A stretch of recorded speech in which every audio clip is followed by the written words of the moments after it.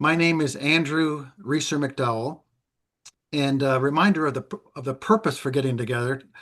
This is a conference to bring together the global research on parenting interventions and share experiences, successes, challenges, and barriers to implementation. We have a wonderful lineup of presenters again this year, and the range of experience is outstanding. The presenters at this conference have worked in 27 different countries, and the 130 plus participants in this conference are from 15 countries.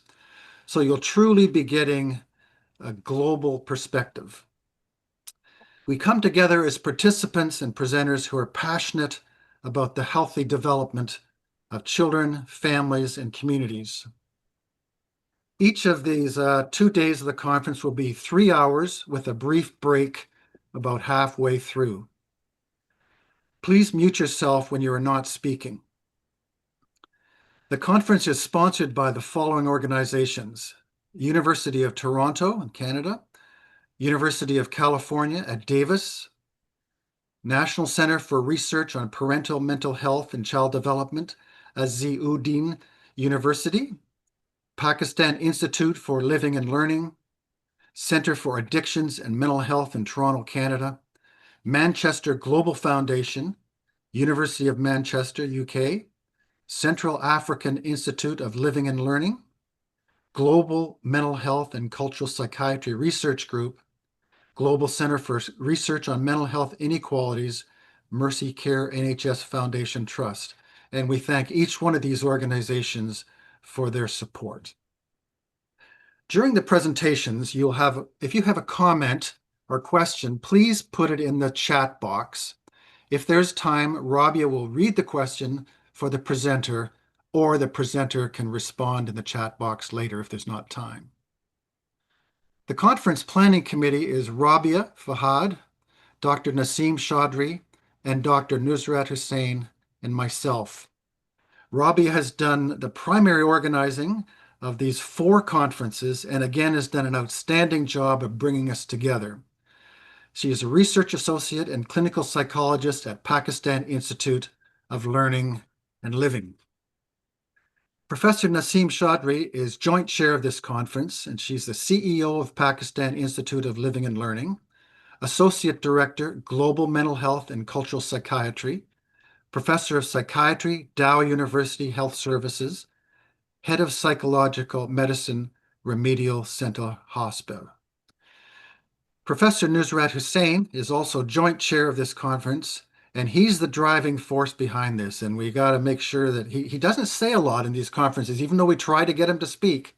He doesn't say a lot, but he's the driving force behind this, as well as many, many other projects. And delighted to have your wisdom and your work behind this conference, Nusrat. He's the joint chair of this conference. He's a professor of psychiatry, director of research, global mental health, Division of Psychology and Mental Health, University of Manchester, and Director, Research and Innovation, and Global Center for Research on Mental Health Inequalities, Mercy Care NHS Foundation Trust. Now we're going to turn over to the speakers, and I'm delighted to welcome our first speaker, Usha Ramnakrishan. She's a dear friend, and she has a remarkable influence on many Learning Through Play partners in countries around the world. Usha is a leading global expert on emotional intelligences and emotional wellness.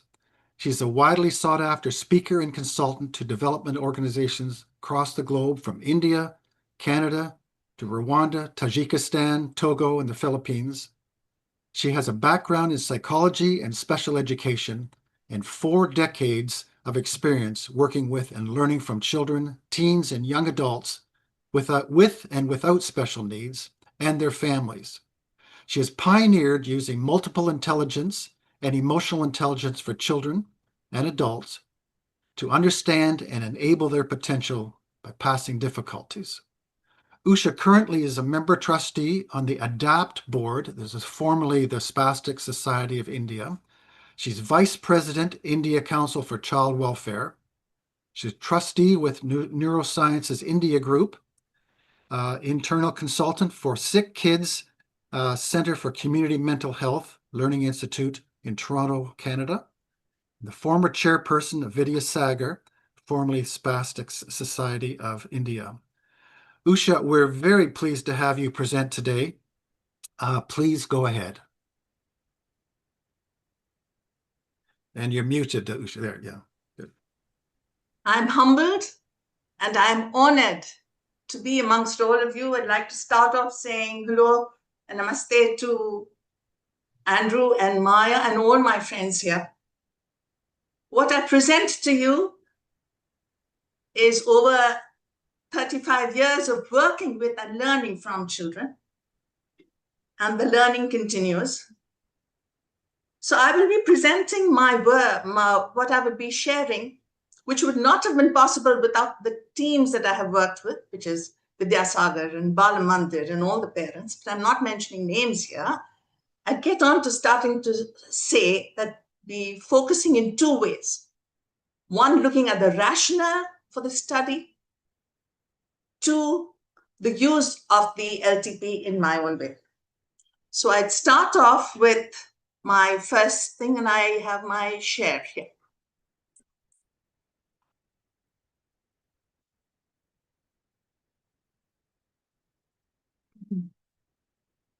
Can you see my screen?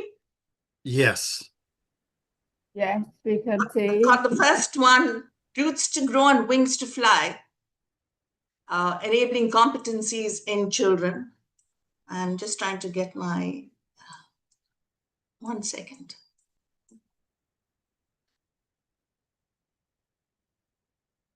Sorry.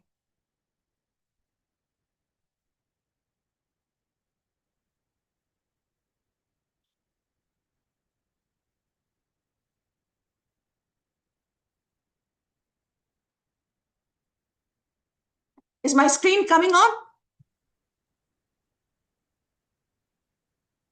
Yes. Yes. We can see the screen.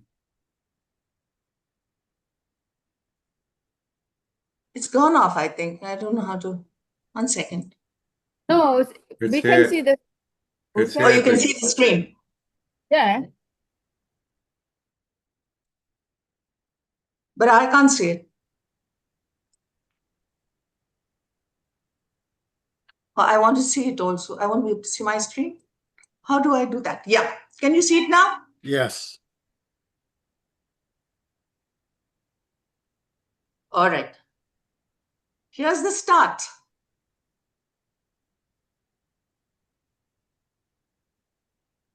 It's not moving, my screen.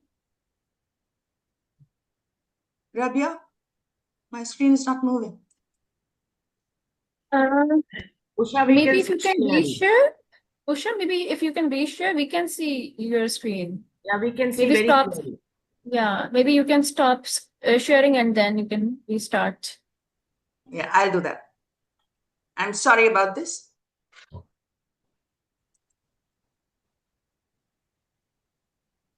Can you see now? Yes. Yes. All right.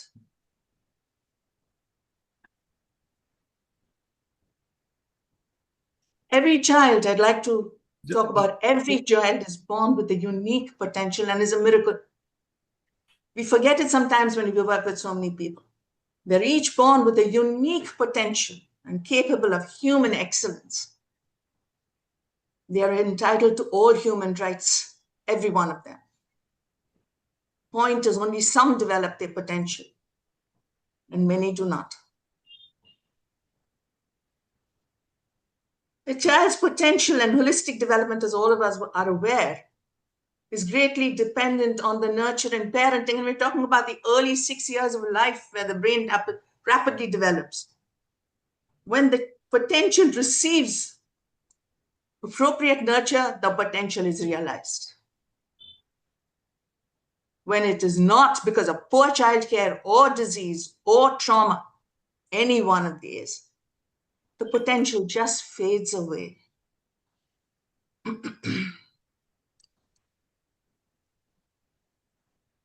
The child's potential is enhanced when there's effective childcare, and that's what we'll be talking about just now. And so when the caregivers or the parents are aware of the importance of the early years, all parents want the best for their children. Enlightening and enabling the caregiver is the first step. And so we move center stage and focus on the child. Vitally important for every child, even while we're talking logistics and details, is feeling loved and feeling appreciated from the day the child is born. We call them warm fuzzies in transactional analysis. This is going to help the child reach his potential more than anything else. Poverty doesn't matter. This doesn't matter. It's the positive strokes and scripts, the feeling loved that we must all aspire for all our children. The opposite starts right from the beginning. Neglect, rejection, they're called cold pricklies, humiliation, abuse, physical, verbal, emotional, sexual. This is not when the child is an adult. It is right from when the child is born. These are what, like sharp nails, permeate the psyche, and they prevent the child from actualizing his potential. These are two things we need to have in mind even while we're talking about children wherever we work with them. The other salient point I'd like to start off before I talk about the calendar is that children reach their potential when all are looked at holistically, all areas. The different areas of development we often forget are interconnected and equally important. If the mother tells the child, go and play, and she's talking to him, that's language. When he runs, that's motor. When he sees the ball, that's visual. When he understands that's a ball to play with, it's cognition. They're all equally important. And so we have them here. The physical, the sensory, the motor, the communication, the cognition, social, emotional, all together. Now, when you talk autism, the child has difficulty in this area. When you talk cerebral palsy, primarily the motor area is affected. When we talk mental retardation, the intellectual disability, the cognition is my primary effect. Sad part is we tend to, when there's autism, it is the social emotional areas that are affected. Sadly, what happens is when there is a difference, not a disability, people tend to focus on what is not okay. The need is to focus on the strengths of the child. For at the core of every child is the child's own self-esteem, which makes the child feel valued and loved. Towards this, we need to focus ourselves. And with this, like a manna, came the Learning Through Play calendar. So I'll be switching over to that right now.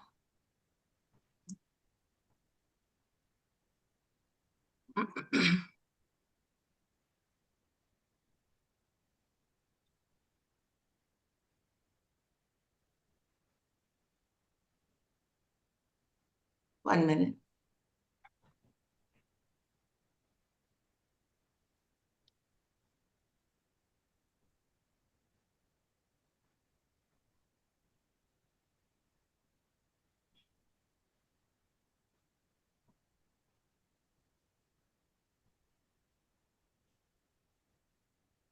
I'm not able to look at I'm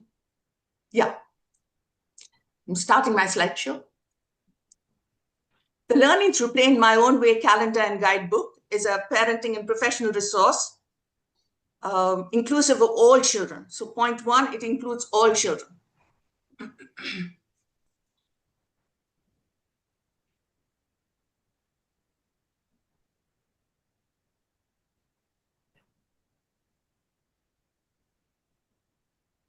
This is for children from birth to 6 years. For all of us who've used the Learning Through Play, we know this. It's developed by experts in the field of ECCD. It demystifies child development. It does a master stroke. It gives you child development. It includes all children. It makes complex knowledge simplified, and it gives you the skills. And it includes the parent. It's a master. The kit that we made in India with Balamandir and Maya's right here, all of us did together, was also bring out a guidebook and details, which I will not have time to share, but it's focused on this, and this is the whole kit. Typically, the kit helps identify a child's unique profile, empower the parent and the professional and the caregiver to be equal partners. This is critical. When we work with a child, to remember that the professional is only an equal partner. The parent leads the way and the child leads the way. And supporting the child's development in the early years and enables the professional. This is the main thing. It enables the professional with knowledge and skills. So it includes all of these people. When you say in my own way, learning to play in my own way, it's not only for disability. It's for the infant, the toddler, the ones in daycare or home, in the community. It's for the typical preschooler, the first generation learner, a child who appears to have difficulty in specific school activities, the beginnings of disability, listening, speaking, interacting with others, signs of something more, a child who appears gifted, a child with a special need, and very importantly, a child who has deprivations in early child care. And so here's the calendar. It was done with the Hinsdale list, and Andrew was there. Many, many people to whom we say salute and namaste and gratitude. And Balamandir came in and we did what I'm going to show you now. What it has done is taken the areas of development and broken it up to be unique. So you could have a child who's good with his large muscle, not with the small, which happens in cerebral palsy, or a child who has not had inputs in the early years. Likewise with communication, the child might understand but not be able to speak. And there's 15 stages from birth to 6 years. And we brought in an inclusive design, which allows for the mix and match to form individual profiles. And that's what I will be focusing on here. So when a parent comes with a child and they say, but my child is different, you're showing me all this, it doesn't make sense. This allows the parent to be with the professional, form the holistic picture, and there is messages and guidelines. So here it is. So here you have a child. The child is typically at different stages. He's ahead in his physical and his understanding, and in his understanding of communication, but slower in other areas. And his youngest behavior, as you can see, is in his social behavior, where he's still learning to manage. And what is nice is each picture has a message which empowers the parent. This is emotional intelligence, where the parent also becomes aware. She's not getting flustered. What the child is feeling, often adults can't say how they're feeling, they can't name their emotions. Below the picture tells you what the child is feeling. It's as if the child is talking. This is a master stroke. It's as if the child is talking. It also tells the parents, what does he want? Stay near me, be patient. It's a very caring and wise program. In every one of them, you see the child, you see the parent. The parent watching as the child takes the lead. And most of all, you see the varying profile. Now, this is a point that all of us must take into consideration. So if you can see this, they say, support me when I reach out. They don't just say it, they're actually showing it, how the father can hold the child. And every one of them has extra tips on what to do. Alongside, there are safety activities factored in at each stage. There are tips for parents. There are low-cost toys, and very important, throughout, the sense of self.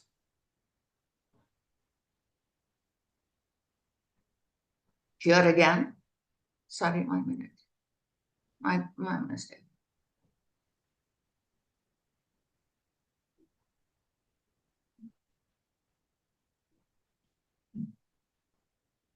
Here again, as you can see, there's the beginning of emotional intelligence. The parent saying, while the child is biting, often we say, don't do that. But actually the resolving of it is to make the child understand what is wrong, how the child is feeling, and how the parent must act. So every picture, every one has this. So again, here you have a varying profile with a child a little ahead physically, a little behind in his understanding and communication. The point to be made is no two children are alike. And I have a little bit of experience in this. I myself have identical triplets, and they are not alike. And this is the glory of miracle of nature.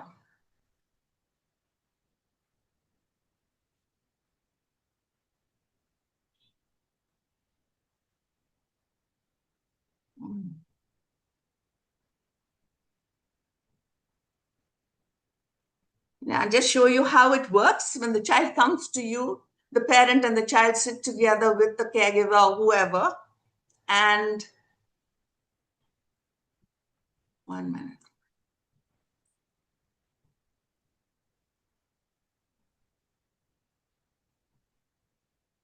You actually work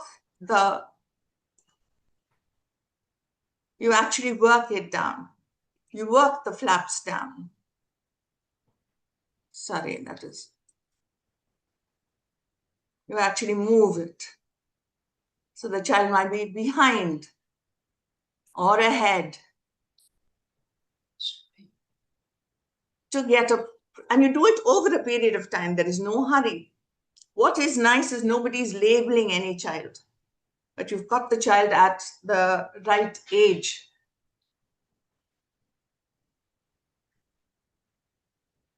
One minute.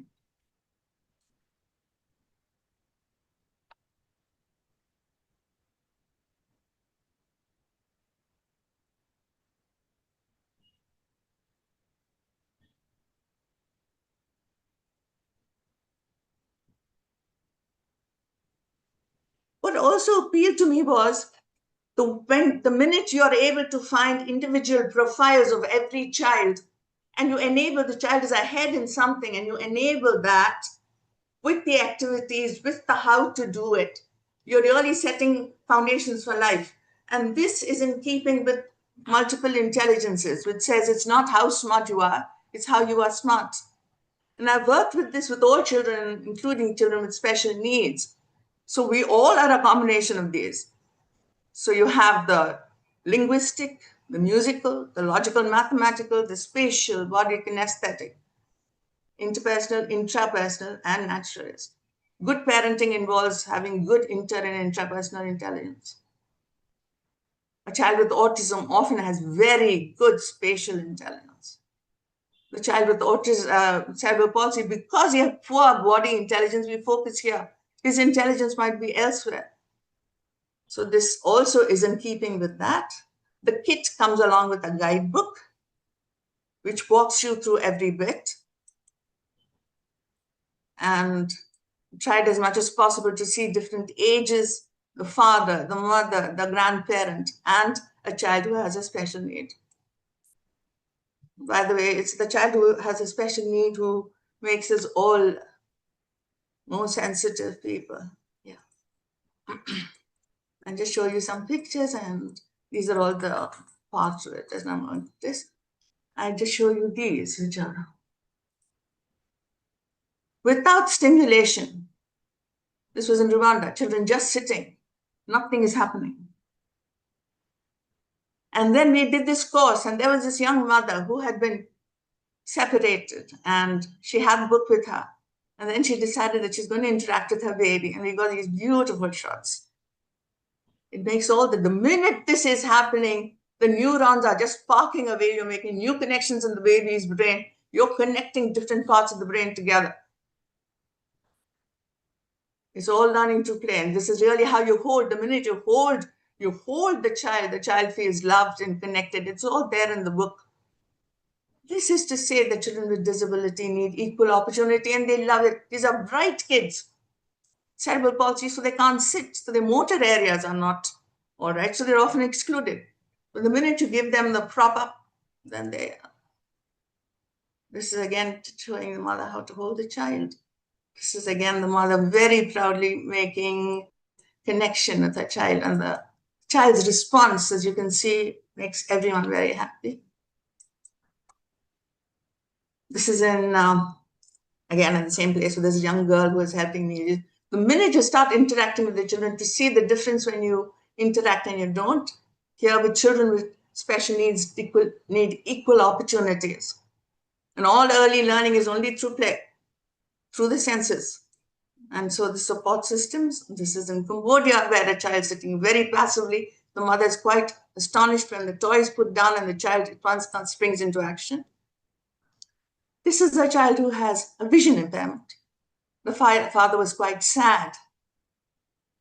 And here is one of the leaders of the team. And we're showing the child how to understand an object by using the other senses, not vision. 80% of our learning is through vision, but here when you have a vision problem, how the other senses come in. So we are working on that. This again is the mother actually learning how to play. Many people don't know how to do it. They know it in the books, but actually doing it and the child's responses makes a difference. Here again, actually involving the child in play, you're getting all of it together. Physical, motor, sensory, communication, social, understanding, all happening only through play. And the same thing happening when you have cerebral palsy. Adapted chair. And the child is standing, and this one can do it also, he's helping. This is a bit of ataxia, so he's helping him. Social learning happens so beautifully. Empathy comes in right there. This is again a child learning how to balance. And this is again learning to play together. This is in Cambodia. This is again a child with low vision, learning through the senses, learning through play. It's all there in the book.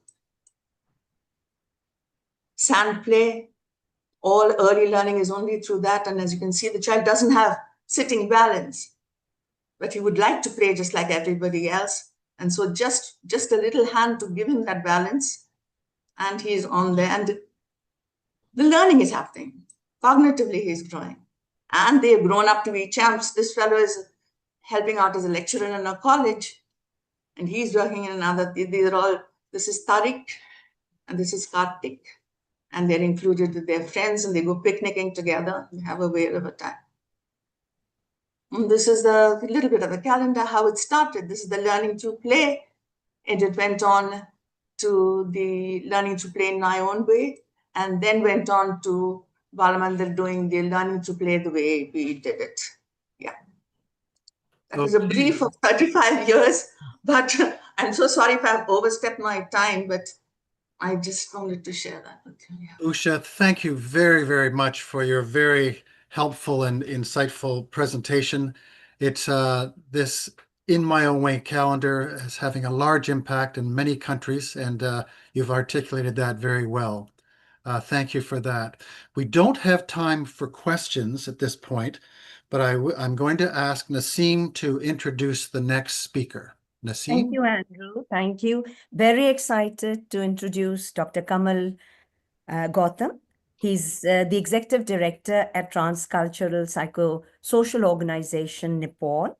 He stands as a beacon of excellence in Nepal and in the mental health landscape, blending profound education, extensive clinical practice, and groundbreaking research. His scholarly pursuits include integration of mental health into primary care, engagement with people with lived experience of mental health conditions, adolescent depression, suicide prevention, and stigma reduction among primary healthcare providers. He's also a clinical assistant professor at the Center for Global Mental Health Equity, Department of Psychiatry and Behavioral Health, the George Washington University, Washington. Welcome, Dr. Kamal. Looking forward to your presentation, and over to you. Yeah, namaste and thank you, Naseem, and thanks everyone for inviting me to give my presentation. So today I'll be presenting on the parenting and caregiving interventions in Nepal. So can everybody see the screen? Yes. Okay. Okay. So today I'll be presenting about some of the key parenting and caregiving interventions that TPO Nepal has been implementing across different regions of the country. So I'll be trying to highlight what sort of interventions have been tested, and we'll try to share the preliminary findings from the implementation. So as we all know, Nepal is a landlocked country. It's a country of the Himalayas situated between India and China, and it has diverse populations with almost about 142 caste ethnic groups and with 124 languages across the country. So there is a diverse like parenting and caregiving type of practices across different ecological regions and across different ethnicities across the country. So as we all know, caregiving and parenting have a significant influence on the growth and also the emotional, psychological, and social development of children and adolescents in the long run. So, uh, in the recent era, TP Nepal has been focusing on adolescent mental health and well-being. And as a part of this, we have been implementing various projects. So I'll be just highlighting one about the socio-emotional learning package. So the socio-emotional learning package was developed jointly by WHO and UNICEF, and this intervention is being tested across 15 different countries across the world. And Nepal was quite lucky to have the pilot testing of this intervention. And within this socio-emotional learning package, dedicated to children and adolescents between 10 to 19 years of age, TPU, we also had a caregiver package. So this caregiver package was also implemented within the socio-emotional learning package in the Karnali province of Nepal, which has the lowest human development index and is situated in the Himalayan region, is deprived of basic mental health and psychosocial services and a lot of adversities. So in that setting, we implemented one caregiver package. So this caregiver package was initially designed by WHO and UNICEF to be a 3 different session-based delivery. So each lasting for about 3 hours, conducted over a duration of 1 week, and delivered over 3 hourly sessions for 3 different weeks.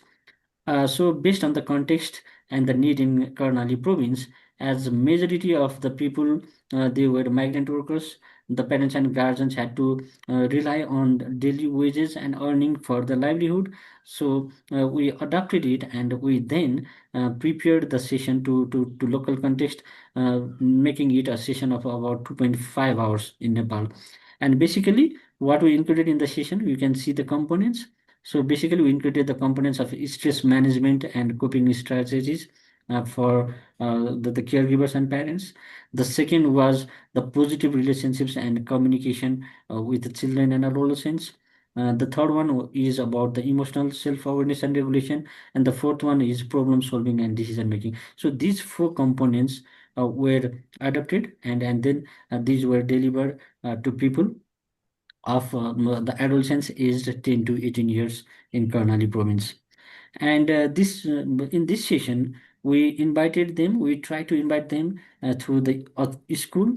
And at times, like it was difficult to invite them to school because a lot of them were migrating to a semi-urban area from the rural setting. So many times the guardians were not available. So we had to invite the local guardian and sometimes their parents and their guardians. So and with this, so as you see, we included contents on understanding the adolescence, like the changes during adolescence, so the physiological, emotional, and psychological changes, stress and coping mechanisms, and active listening, empathy, and setting boundaries with adolescents, and how to create safe and supportive environment at home, and also the problem solving.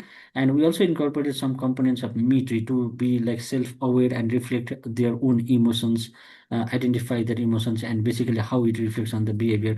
So it was a sort of like experiential type of workshop lasting for about 2.5 hours. And often it was difficult to conduct this session. So we invited them. We conducted sometimes it in this session in the community. So you can see the snaps from the community setting where we did this. Second, we have TP Nepal has been implementing one research project called ALIVE.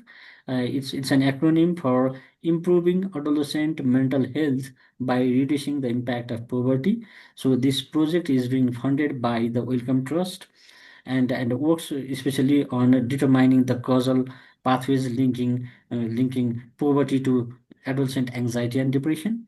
And we have been focusing on children and adolescents between 13 to 15 years of age. So we used the multi-dimensional poverty index and adapted to our context, and then screened the children and adolescents from the scattered settlement around Kathmandu and those residing in ruins. And then we enrolled the children and adolescents from different schools within Kathmandu and Budanikanta municipalities from different class using certain scores like IDEA risk score for depression.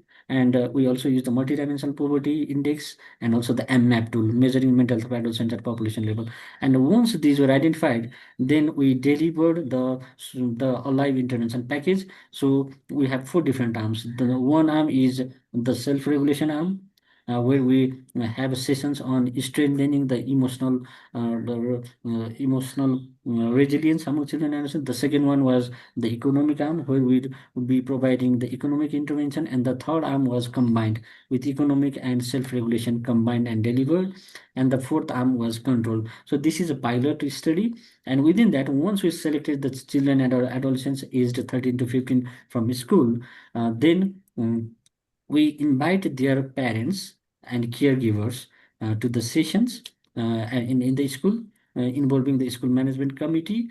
And then we have devised 6 different sessions based on Be There intervention module to boost the parents' emotional well-being and also the parenting skills. And so basically, in the economic arm, it basically focuses on like financial stability and wants and needs, and also the enhancing financial literacy and providing financial support. And the second one, the self-regulation arm, basically focuses on managing stress of the parents and caregivers, identifying their own psychological distress, and teaching them certain relaxation the techniques like a PMR, progressive muscle relaxation, deep breathing exercises, and also how to do positive parenting. For example, positive reinforcement, rewarding children and adolescents, and a negative reinforcement for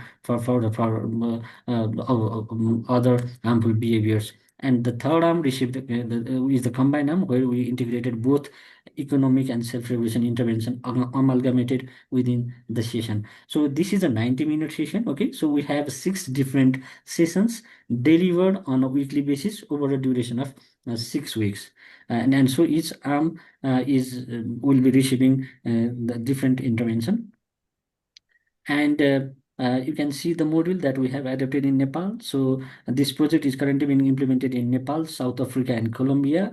And we have we developed one package, and that in English, and that package was adapted to the local context across 3 countries. And this package has been delivered. You can see the snaps of some of the activities that we conducted. And this is the attendance across sessions. So if you see like across first to 6 sessions, so you can see the attendance in the session, like for example, in the self-regulation arm is about 66%, in the economic arm is 90%, and when combined it's about 85% of the attendance rate across the sessions. And in average, the total attendance seems to be around 82% across all sessions for parents. And so it seems under the economic intervention, we provide 4,500 as unconditional cash transfer. Okay, and then we provide them financial literacy, saving wants and desires, and how to compensate those, and how to manage the poverty and schooling of children and adolescents. And so the third one that I'm going to present is about the project intervention that we have been doing in collaboration with the UNICEF Country Office Nepal. We have devised a package that's a 1-day package. It is conducted as an experiential workshop, and so it basically aims to equip parents with skills to promote adolescent psychosocial well-being, addressing their emotional and social challenges, and also fostering their positive behaviors. And basically in this, we have been implementing this in Madhya province, so which is a flat land in Tarai, and has a different context. It has lower SDI, and the people is usually speak Maithili and different other languages, and there is early marriage dropout. So in this setting we conduct, and this the core components that we followed was about the psychological support, providing basic emotional support to children, and also doing more sort of experiential activities. So more sort of experiential learning through workshop on what practices that the parents have been implementing in their setting and what would be beneficial. So we discuss with them and they would share, and then based on the group consensus, then based on the experience, then this learning would be imparted to each participant, and also skill building of the parents. And we also during the workshop we also discuss about how to identify early signs of distress, psychological distress among adolescents, so that they can early predict or identify, and also link and refer for the psychological support and services to the respective health facilities, social care centers. And then this is the workshop that we conducted. So you can see, so the body relaxation techniques and also reflection is one of the techniques that we have been using here, which is different from two of the other interventions. And overall, so the participation in this session, the number wise, in the SEL session, we were able to reach about almost like more than 25,000 caregivers. And if we see the qualitative results, so preliminary, we still need to do the quantitative analysis. So from the caregiver intervention within the SEL package, it seems that they have been able to understand the feelings of their children and have internalized that they should not scold or punish. So that's not a good technique to do the good parenting. And they have also learned about problem solving skills for adolescents, and also developed their own decision making ability. And under the Allied Parenting Intervention, it seems like the session attendance was more in the economic intervention, and their financial, the abilities to manage the financial things and stuff. And also they have also learned about giving more time to their children and adolescents, nurturing them quite adequately. And also they have also acquired certain skills to manage their own emotions. So that's what they have reflected. And from the adolescent well-being package in collaboration with UNICEF, it seems like they initially used to visit school only when like their children do some messy things at school and they were called. They don't used to bother. So it seems like now they have realized that there are many things they should think of, and they also have started understanding the emotions of children, and they think. And they also revealed that they used to think that we have been providing children and adolescents whatever they need, so they should not have any tension or stress.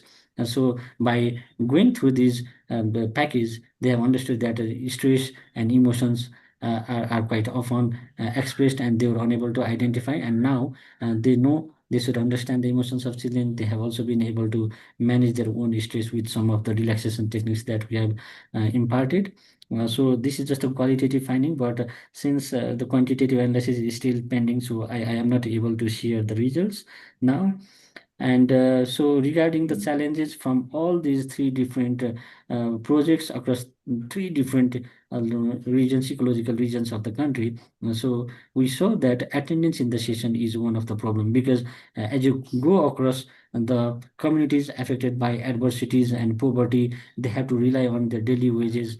They have to earn every day to sustain the livelihood, and then attending our session, spending the whole day, and also the frequency of the session. If you invite them more frequently, they have to leave their own job and daily wage. It's difficult to sustain. So attendance in the session seems to be quite a problem. So we should be coming with a brief sessions. And should not like impact their daily livelihood. The second one is also the compensation to the participants, as they have to rely on the daily wages. So if we are not able to provide some level of compensation, so they are not able to comply with our session. So if this would be a program, we have to think that way, and that should also be sustainable on part of the government programs. Aligning and some sort of logistic complexities, like when you have to invite children, the parents of children and adolescents. So we have a lot of complexities that depends on the setting. Like for example, in urban setting, so every parent is like working. They have their own job, and they cannot like come and attend the whole session. And if you go to the rural setting, like they have their own priorities, they have to go to their farm, they have to do the plantation, and they have to earn their daily wages. So inviting them and where to do this, like whether we do this intervention in school, because school have their own tight classroom. In public schools, they don't have adequate space to invite and do this session in school. And if you go to the community in an open setting, how we do these sessions, how we maintain the privacy and confidentiality. So there are some logistic complexities. So we also need to consider while implementing this type of intervention. So this is all I wanted to share. So if you have any query, so this is my email. And thank you. Thank you for providing me an opportunity. Thank you, Dr. Kamal, for a very enlightening presentation, and thank you for sharing with us the caregiver and parenting interventions. I don't see any questions as yet on the chat box, but people please feel free to ask Dr. Kamal if there are any queries. Back to you, Andrew, for introducing our next speaker. Thank you, Naseem. This next presentation is going to be a joint presentation by Professor Lynn Jones and Henry Benet. Lynn is a child and adolescent psychiatrist, writer, relief worker, and honorary associate professor at the London School of Hygiene and Tropical Medicine. She has been engaged in assessing mental health needs and establishing and running mental health services in disaster, conflict, post-conflict settings around the world since 1990.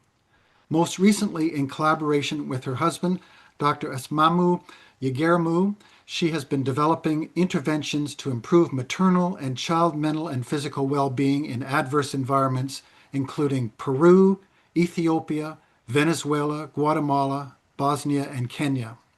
She is co-founder and course director for the program on mental health in complex emergencies at the International Institute for Humanitarian Affairs, Fordham University, and consults to the World Health Organization, UNICEF, and UNHCR. Henry is an experienced project manager and capacity builder focused on quality service delivery in his area of expertise, that is family preservation and child protection in emergencies.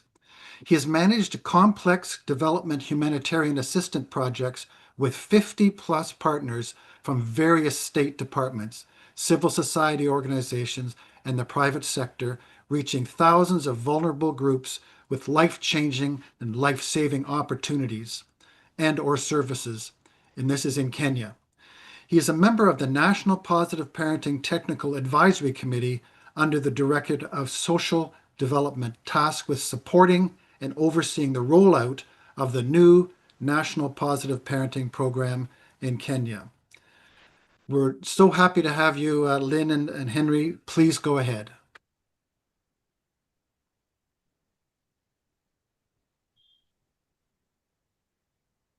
So I was having difficulty unmuting. Can you see my screen? Yes. Okay, so before I start my formal talk, this was released literally this morning, and I thought it was a very good 1-minute update of where we are in the climate crisis and why this talk matters to Henry and I so much.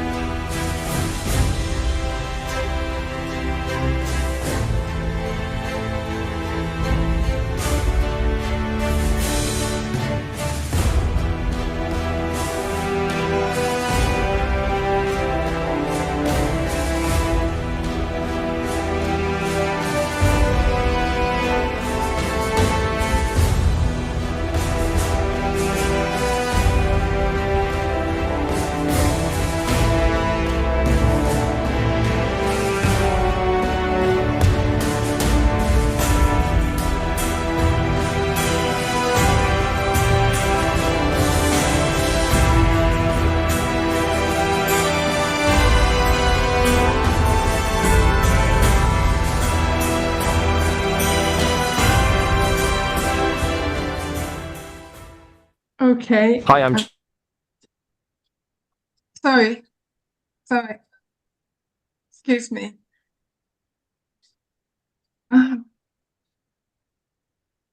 Sorry about that. It carried on without my control. I beg your pardon. I'm now going to share my PowerPoint and start my proper talk. I just decided to add that at the last moment because I thought it brought home for us why we're in a rather serious situation. And I'm hoping that you are seeing a full slide. Are you all seeing a full slide, everybody, and not my notes? Yes. Great. So I have discussed the parenting program with you in a previous couple of talks, so I'm really not going to go into the program. And what we want to do, Henry and I together this year, is show you why we, I think unusually, but I hope not for long that it will be unusual, have decided to add education on the climate crisis into a parenting program. If anyone else is doing this, please tell me, share your resources, because we need to do this everywhere, and I'll explain why. Not going to spend a long time on these slides because really they're more technical than that little video you see, but basically they're telling you it's getting hotter. Last year was the hottest on record. Now we're going to have a lot more hot years in the next 5 years. And carbon dioxide, which used to be a safe level of 320, used to be around 419 when I gave this talk about 3 years ago. It's now 428 parts per million. The last time it was that high, there were trees growing in Antarctica and there were no human beings on the planet. So it's not a very good situation. And the way I try to bring this home, and I'm sharing this slide because you might find it useful, because at 2 degrees, why are you worried about 2 degrees? Well, put this in human terms. I'm a doctor. If you come to me and you have a baby and the baby's a little bit hot, I'll take their temperature, and if it's 38, 37, 38, okay. If it's 39, just 2 degrees high above normal, I'm going to be worried, okay? And if it's 40, 41 degrees, we're in serious trouble. Well, simple fact, it's the same with the planet, which is why, and I'm very glad to see this, UNICEF is now beginning to take the climate crisis so seriously. It's producing really good materials, including on its parenting tips pages, which I recommend. I'll draw your attention to some of that. But recently it produced a sort of pulled together article, which had this lovely diagram in it. I make no apologies for stealing with it. What I love about this diagram is it doesn't just list the climate hazards that many of you are dealing with, I know, on a daily basis. Extreme weather events, floods, drought, heat, air pollution. I could go on. But the point is it also shows how these are integrated with what are called multipliers. And Usha's already raised some of those. So many. They are the way we live, the context in which we live, the income which we draw on. It was lovely to hear in the last talk talking about how you raise income. This is vital. And the vulnerabilities of the parents and babies themselves. Are they, it's not just poverty, do they have other sicknesses? What's going on in their lives? And they map this together and show that, of course, surprise, surprise, those living in the poorest conditions with greatest vulnerabilities are the most affected by the climate crisis and the least able to protect themselves. So what can we do about that? That's the question that I want us to address. Sorry, my slide is not advancing. There we are. It was brought home to me how serious this was when we started our parenting intervention last year in partnership with SOS Children's Villages in Kenya. I was so happy that their global parenting program is already wonderful. They invited us to come and share ours, and we went to Kisumu and Eldoret in the west of the country. And guess what? Driving there, it was raining so heavily, and the fields around us were flooded. The houses were flooded. And Henry said, this is supposed to be the short rainy season. It's not supposed to be like this. And they'd already had devastating floods the previous May. This was a second round. Now, I'm glad to say no one was killed by those floods, but at least 300 people were displaced. Not enough to make the news. Who cares about 300 people? Well, if it's happening to you regularly, you've just been displaced for the second time that year, you really care. And we went on to talk to the mothers who were coming to our parenting training. And we always start with a half day. What are the biggest problems that face you? What matters, what is going on in your lives? And of course, they bring up the climate crisis as well. And I've put on the slide some of the things that they said. It rains from morning to evening, so customers don't come and can't see my vegetables. We're farmers, and when it rains too much, the water clogs the fields, so none of our crops will grow. Or it's drought, we can't grow our crops because it's too hot. Or the lack of water means we have to walk 2 kilometers more to get water. It's a very tough time right now because of the climate crisis. And the floods follow 5 to 6 years of drought. Last year was one of the worst years of drought in the whole of Horn of Africa, left 4.3 million people in terms of need. This is not a very happy situation. So what Asmama and I decided we had to do, not just in Kenya, but in Guatemala in the previous summer, was we would add education on what are the risks, but more importantly, discussion with the mothers, how do you protect yourself from the risks, to our what used to be a 10 or 11 session parent training, which I have up for you here. I don't have time to go through all the sessions, but as I think I explained last time, we combine education on the physical health of the mother and her baby with the mental health and developmental love, play, communicate message that we want to get across. We now add in understanding and building resilience towards the mental and physical health impacts of the climate crisis. This session includes understanding the local threats, education on their impacts, what we can do about them, and how we can organize as individual and local community. And the joy of doing this with SOS Kenya was that they are already developing climate emergency resilience plans. So it was a wonderful combination. I'm not going to anticipate Henry's bit of the talk. Let me just carry on. So what I did last year, I checked my slides, and I don't know if last year's is available, but again, I don't want to take time by repeating myself. I'll just highlight it. We covered the main health threats, myself and my husband. And one of them, especially if you've been flooded, and we've brought home to us by the floods in Valencia in last October, is dirty water, waterborne diseases, cholera, dysentery, typhoid. These are added to the inability to grow your vegetables. And one mother said, I have to rebuild my house every day, but she also has to make sure she's got access to clean water so that she can keep herself and her children safe. That easy. We'll talk about how we do it. Another, of course, is a changing pattern of vectors. And I expect many of you in attending this talk are experiencing this directly. In Guatemala, it was brought home to us so vividly because in the village next to ours, from where we were going to do training, we just stumbled over a funeral and we said, what's going on? And they said, it's never happened before. A 16-year-old girl just died of dengue, and lots of people have got dengue in the village, and we've never seen this vector before. People have to understand what is coming and how they can protect themselves from it, because as you know, of course, I'm sure some of you know, dengue can't just be protected by mosquito nets at night. You've got to protect yourself during the daytime as well. People don't realize that. Sorry, I can't do the whole climate threat cells. Again, I talked extensively about heat last year.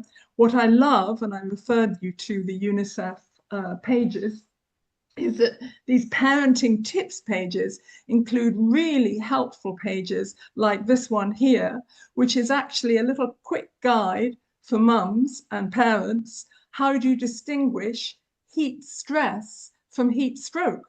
This is as important as being able to recognize fever and, make fluids for your baby if they're dehydrated, because if it's heat stroke, you need to get yourself or the baby or whoever to a hospital. If it's heat stress, you can treat it at home. And so helping parents understand that and using these tip sheets is a very useful thing to do. Then we come to pollution. I think you probably know, but I'm going to repeat, 99% of people in the world are exposed to air which is above WHO guidelines, and that has consequences for our physical and our mental health, and it's particularly true for young babies and young children. And I'm sorry to say that Kenya is not in a good state at all, with the average concentration of PM2.5 particles and those dangerous ones at least twice the WHO air quality guidelines. Nairobi is particularly bad. But I've thrown in another picture here because we're just beginning to learn about this, and it's really disturbing. When I move around Kenya or Ethiopia, my husband's home, one of the things I'm really aware of is plastic that's lying around on the ground, broken plastic bottles, things that people don't have proper disposal systems, and plastic is everywhere.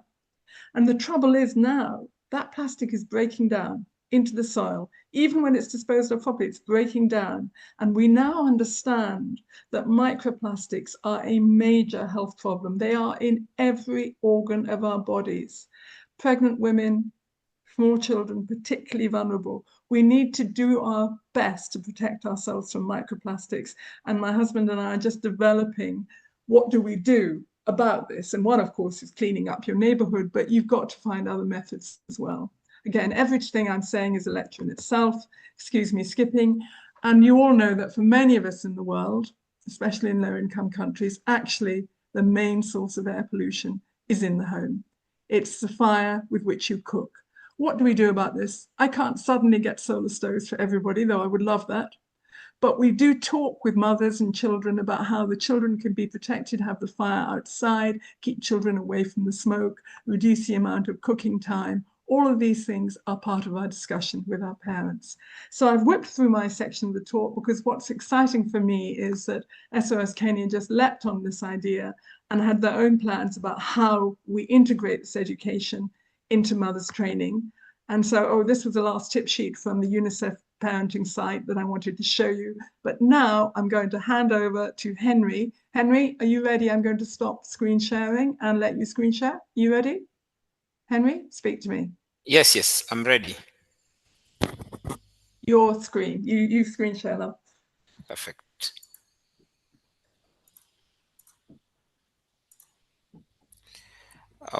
Please confirm that you can see my screen. Yes. Thank you.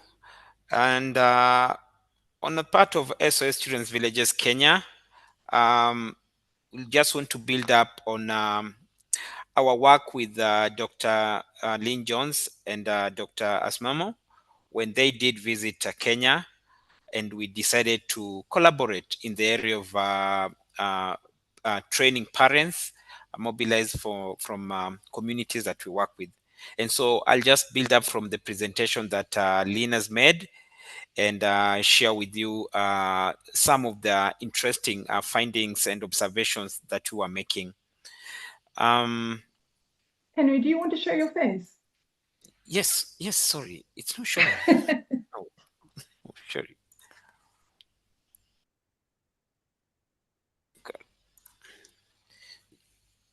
Good, are we there now? Yes. Yes. Good, thank you. So back to my presentation, sorry for that. Yes, I work for SOS Children's Villages in Kenya, but the government to just make sure that vulnerable groups access essential services and are able to also thrive in the main agenda of nation building.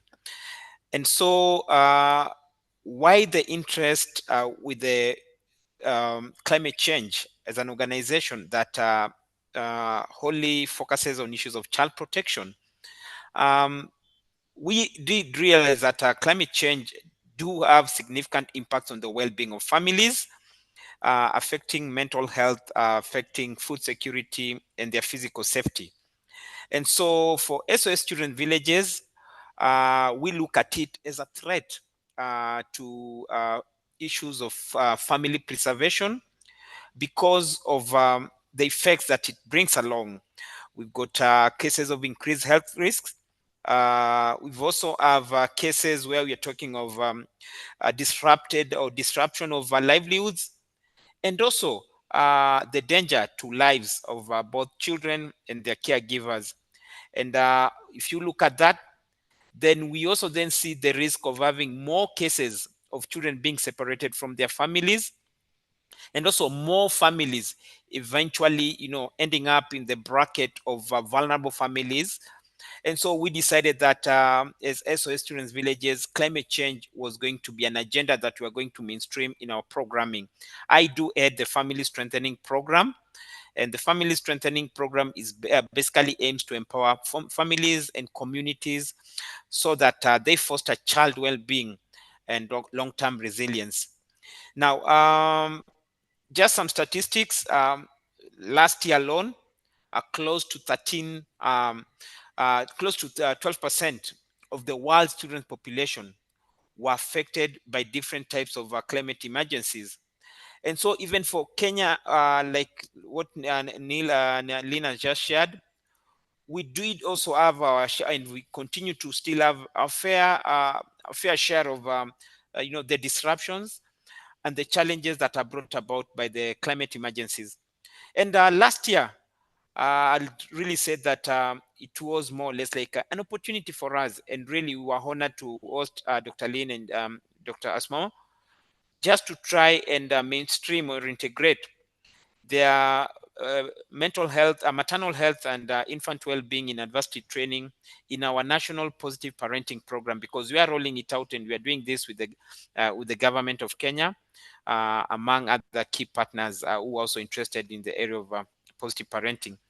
And one interesting thing with the training that Dr. Lin Johnson and Dr. Small were doing is that it had new components that for us we actually considered as a big boost to the National Positive Parenting Program, as well as also a big boost in the area of integrating climate change agenda in our work with the caregivers or with the children that we work with. Something about the group of people we engaged in Kisumu and Eldoret, there were two sets of trainings. The first one happened in a county or a town called Kisumu, followed by another one in Eldoret, targeting local vulnerable caregivers, or what we'll call hard to reach caregivers. And so we did realize that most of them are quite vulnerable, in the sense that meeting or managing their day-to-day needs, or even meeting the basic needs on a day-to-day, it's a struggle for them. And so it also goes into the whole question of the kind of care that they do give to their children. So issues of quality care and protection, to some extent, is also compromised in some way. And so this is a particular group of caregivers that we decided to work with, because of that sort of conditions that they operate in, coupled with the negative effects of climate change. We find that their situations is an outcry that needs urgent attention. So we just something about the training of and the sort of observation we did take note of is the climate change discussion in Kenya is still complex. There's a lot of terminology and technical words to go around it. And so one good thing with the training that we did with Dr. Lin and Dr. Osma was to just package the climate change agenda in the most simple way and in the most understandable language that the local caregivers could understand. And it was quite interesting, because what happened for SOS Children Villages, we did a tap into our developed emergency response strategy to unpack some of the climate emergencies that are frequently experienced in Kenya, and that is drought, famine, drought, and then there's floods, and then there's also disease outbreaks, like what we had, the recent one being the COVID pandemic. And so we did work with the caregivers to just unpack these particular climate emergencies in the language where they could understand the sort of characteristics that go along with the different types of crises, and also the typical effects or some of the resultant negative effects that comes along with them. And then we also shared with them the sort of things that we've been doing when it comes to response and also preparedness.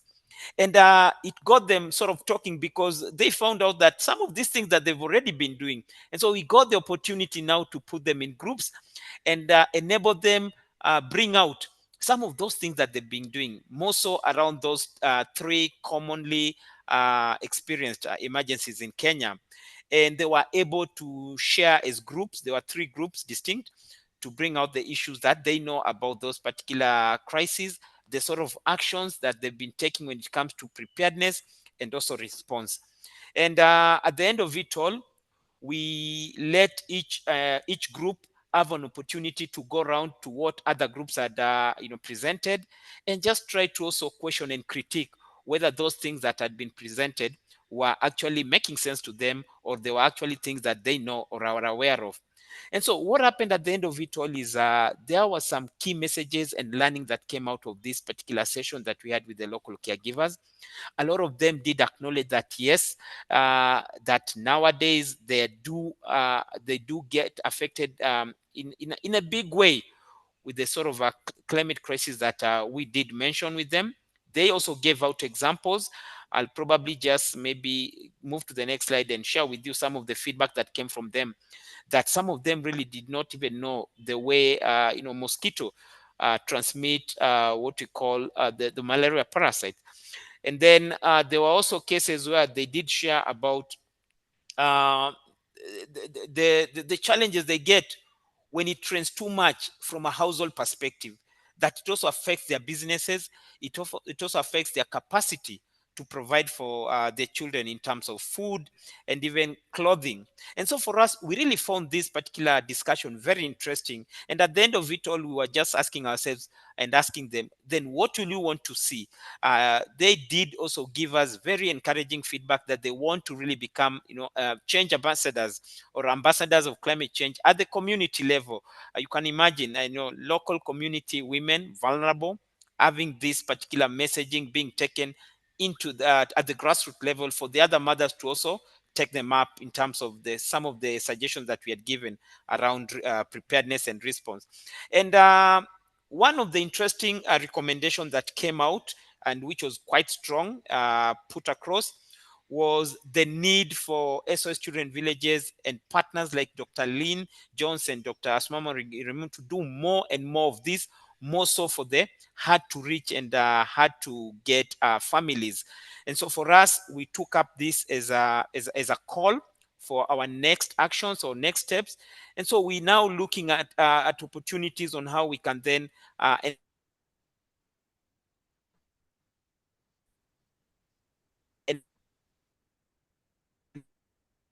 this and scale it up so that givers actually issues of preparedness and response to climate crisis. So I'll want to stop at this.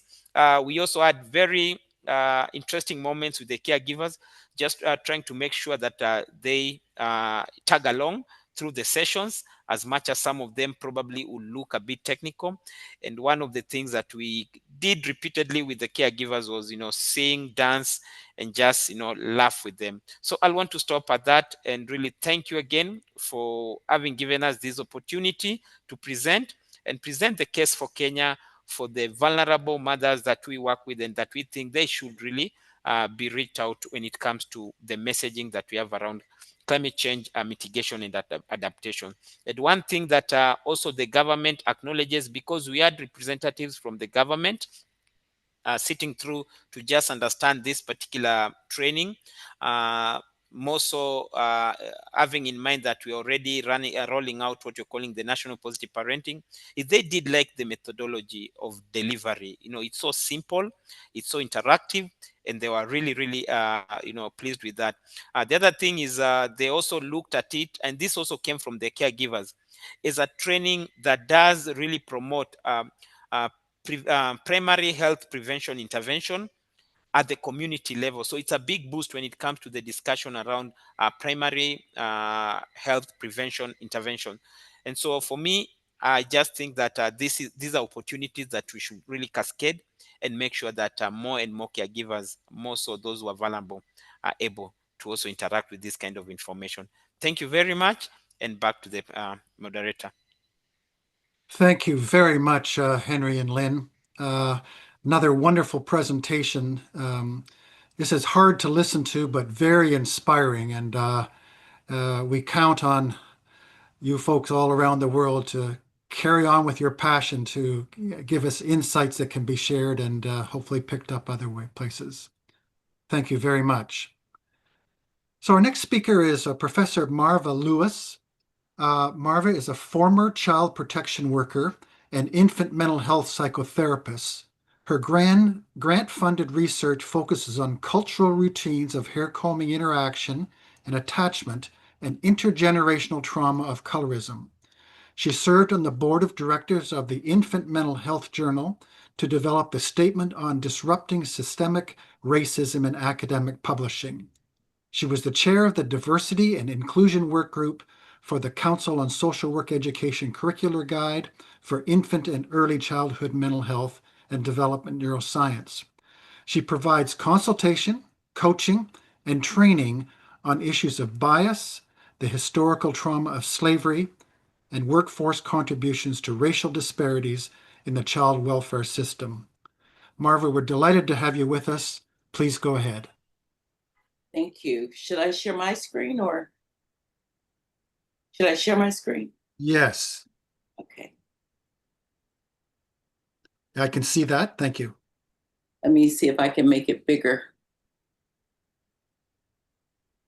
You can't see anything now, can you? What about now? Yeah, that's a little bit, well, we can see it. Just go ahead. Okay. Okay.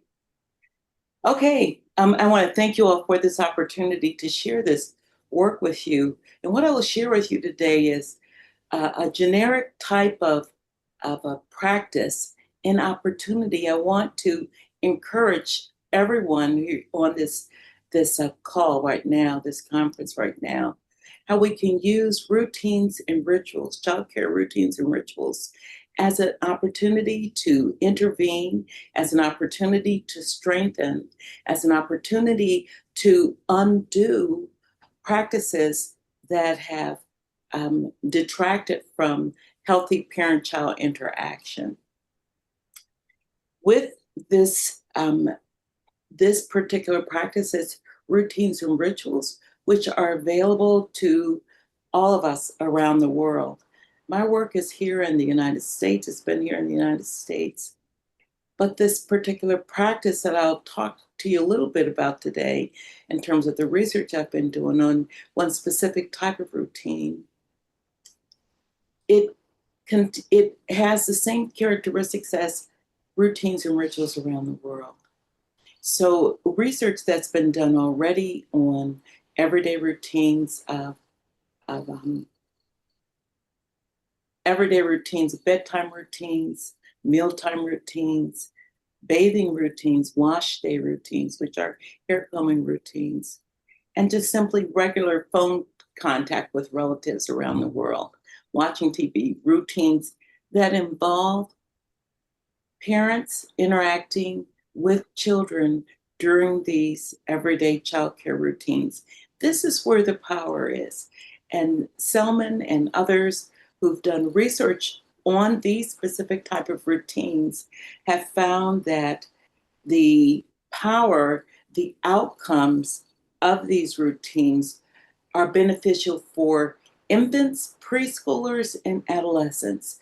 The benefits last from infancy all the way through adolescence.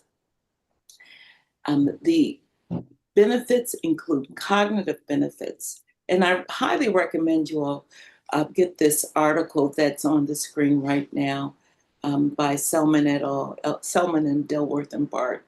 It's a recent article. It's a systematic review of all the research that's been done on these specific type of routines that I talked about. I call it the 24-hour cycle of childcare routines. You get up in the morning, mealtime routines, hair combing routines, bedtime routines. That 24-hour cycle provides an opportunity for parents to interact with their children and get the benefits of this interaction with these children throughout the day. Parents are busy, parents are working. The groups of parents that I work with here in the United States typically have either 2 or 3 jobs to make ends meet. They may have other types of responsibilities that they say to me, we don't have time to do this. Well, using these everyday routines as a way to strengthen these relationships can lead to these outcomes, these positive outcomes. What are the key elements, according to Selman and Dilworth's research? The elements that make an everyday type of habit or everyday type of routine into a powerful routine includes how a parent structures those interactions, how they structure bedtime routines, how they structure hair combing routines, how they structure mealtime routines. We can think about, we put the dishes on the table, we put we set the table. I'm talking about I'm thinking about like a Thanksgiving mealtime routine or a specific holiday routine. It's structured in a way that everybody knows this is what we're about to do. People have roles in those routines. And parents and children during a childcare routine, each, if it's structured in a way where the child can, it's predictable, the child will know that this is what's about to happen. There's affection, there's emotional interchange back and forth, the emotional attunement that goes on between a parent and a child during those routines. Again, is what makes it a powerful, it's an element that connects parents to their child, that connects the child to the parents, to the parent in a way that they can share those mirror neurons. For those of you who, the neuroscience of the routines, these elements, the consistency, the engagement of the child into the routine, these are the elements that lead, again, to these wonderful socio-emotional benefits. Some of the outcomes that they have found result from participation in these routines are better physical health, lower abnormality factors like blood disorders and dental problems. Who would think that participating in a childcare routine can improve dental health? But it's the consistency, it's the interaction, it's the parent being aware at a different level that what's going on with their child, the child being aware at a different level of the warmth and the participation, the physical attunement of that child with the baby. I saw in the previous presentations about breastfeeding. The breastfeeding is a routine. When you think about it, that the touch that's involved, the connection, the warmth, the connection of that child with that mom, the caregiver who's breastfeeding. And you can see again the benefits, the powerful benefits. Preschoolers who are involved in families with strong routines have better health scores. They sleep longer. They sustain fewer injuries. They have less severe respiratory illnesses, lower risk for obesity. These type of outcomes we wouldn't associate with the simple implementation of everyday childcare routines. But again, it has to have those elements. And I use the acronym of SPACE elements to highlight that it's not simply feeding, clothing, or bathing a child. It's those relationship-based interaction. Then the mental health outcomes, advanced emotional understanding. When a child participates in these well-structured routines, they have a better understanding of their own emotions. They're more self-confident. They have increased self-esteem. These are some of the outcomes that resulted from the systematic review of all the research that's been done on individual types of routines, childcare routines, bathing routines. But they found that these are the types of outcomes that lend itself to the mental health of children. One of the surprising findings that this article highlighted for me was the decrease in severity of ADHD symptoms, and adolescents having lower risk of disordered eating problems.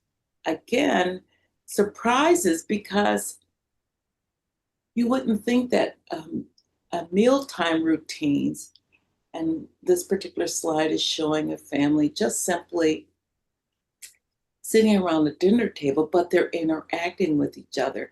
There's that structure, there's the predictability. I know that we're going to come together as a family. This is my role in this particular routine. This is how we in our family share a meal together. We may pray at the beginning of the meal.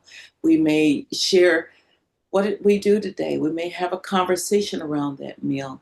But again, the findings that there are these other types of outcomes, socio-emotional, physical, cognitive benefits from participating in routines.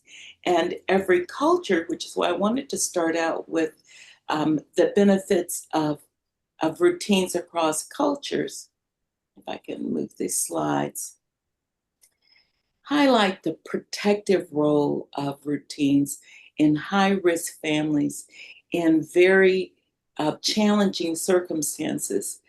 These particular, these on the slide right now, these particular outcomes, again, it was a surprise in terms of how participation of families, of young families with young children, which is the group that I work with high adverse childhood experiences. ACE stands for Adverse Childhood Experiences, and the work that's been done nationally by Dr. Felitti and his colleagues, demonstrating that when young children, when adults have experienced many adverse childhood experiences such as divorce, alcoholism, domestic violence, homelessness, disruption in families facing those challenges, those high ACE scores, an ACE score of 9 is considered very high. They have problems during more problems during adulthood. So the research on participation in these everyday relationship-based, if you all can just underscore, it's the relationship-based routines.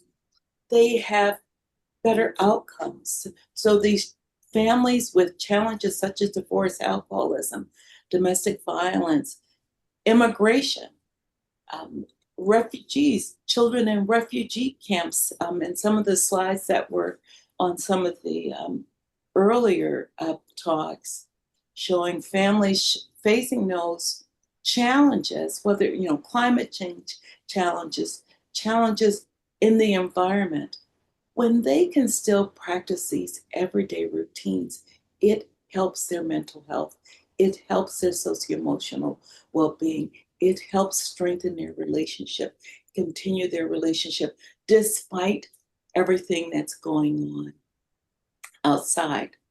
Very quickly, I'll talk to you about the research I've been doing about including the hair combing routine as one of those routines. The research I just shared with you does not have the hair combing routine as one of those everyday routines. My work began as I was introduced earlier as a child protection worker working with African American families in the United States.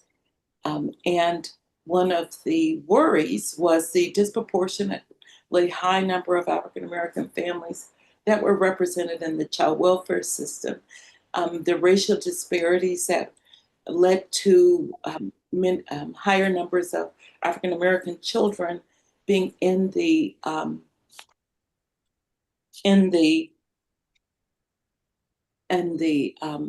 I'm not sure how much more time I have. That's what I'm not sure. You have about 4 to 5 minutes, Marva. 4 or 5? Yeah. Okay, well, I'm going to go really fast then. So one of the things that I'm focused on is colorism, and I'm calling it Nappy Hair Ghost in the Nursery.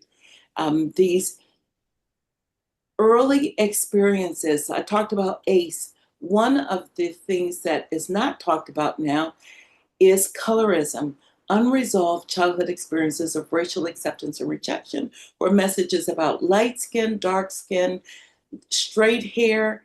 It becomes embedded in the memories, it becomes embedded in the parents' perception of their child, perception of their role. This intergenerational transmission of these toxic legacies of historical trauma can interfere, especially during this particular routine. Now, I talked about other types of routine. My message to the group here is that this is one ACE historical trauma that we need to incorporate into our various interventions, which is what I've been doing at this point.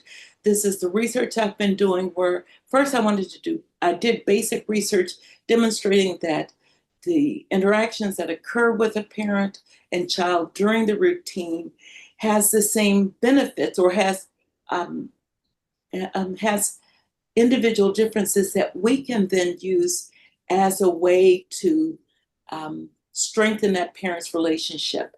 So I'm just going to go very, very fast. Some of the findings, we found that mothers endorses higher numbers of internalized stereotypes about colorism, about good hair.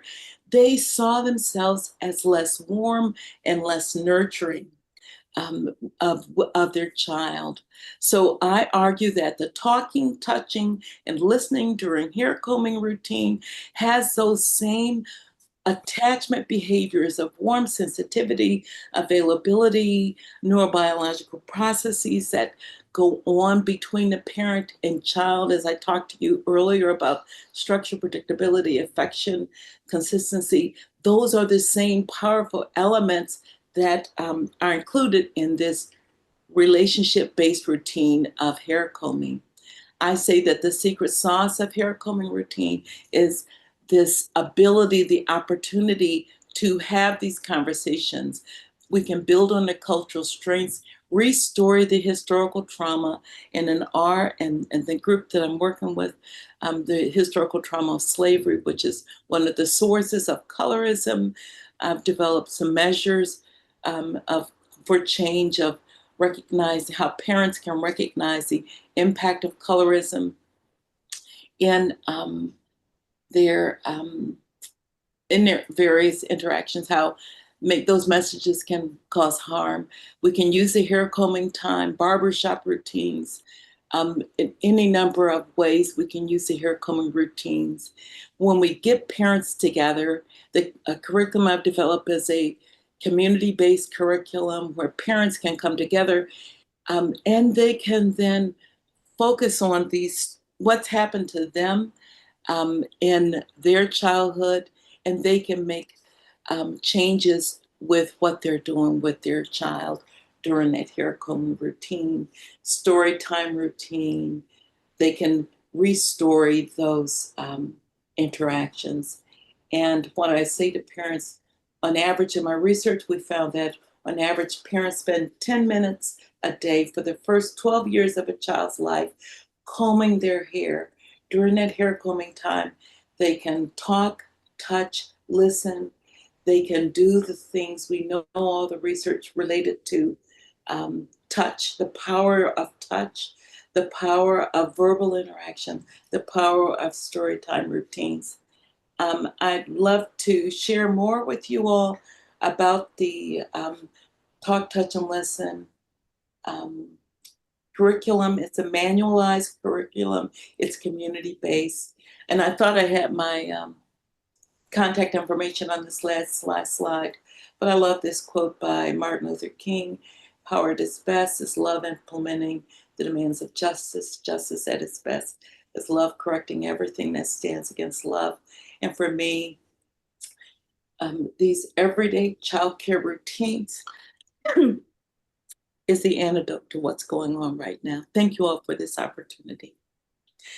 Marva, thank you so much for this very interesting and compelling presentation on this. This is the first time I've heard such a comprehensive approach to this and its impacts, and I appreciate very much the work you've done over a long period of time on this. And this is really something. And so we will make sure people get your contact so they can get in touch with you to get the information that you have. We're going to take about no more than 5-minute break. We've had such interesting presentations. We're going to take a 5-minute break, and because we want to make sure that we can keep up with the speakers and their other obligations next. So we'll take a 5-minute break and see you back. And those who stay on while you're not taking a break, I want to say hello to Rani from Adra, Cambodia, to Rabina from Uganda, Rochelle from Canada, Elif from Turkey, Silvana from Paraguay, Dung Dijong from UK, Nigeria, Devani from India, Maggie from Canada, Phil Tanner, Canada. Get well, Phil. And Julie Boland, I think I saw Julie there from Canada. Welcome. Glad to have you here. Looks like you're in your car there. So welcome to each of you, and we'll see you back in about 4 minutes. Yeah. Thank you. Thank you, Andrews. Nice to hear you, to see you again. Yeah. We'll be in touch soon. Yeah. Bye-bye.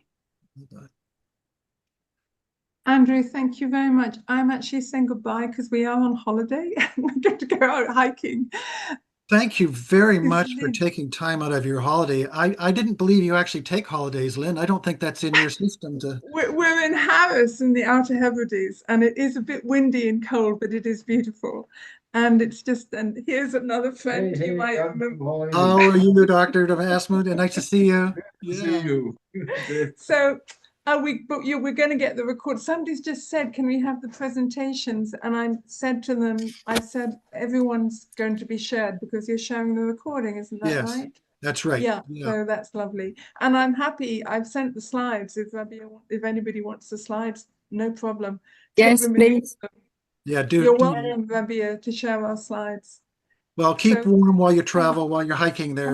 might drop in for a bit tomorrow, but thank you so much, everybody. Okay. Cheerio. Blessings. Okay. Thank you Bye. very much, Lynn. Guys, you're hiking Bye. and be safe. Len and your friend, you have already presented Uganda. What is in Kenya is exactly in Uganda, plus that domestic violence.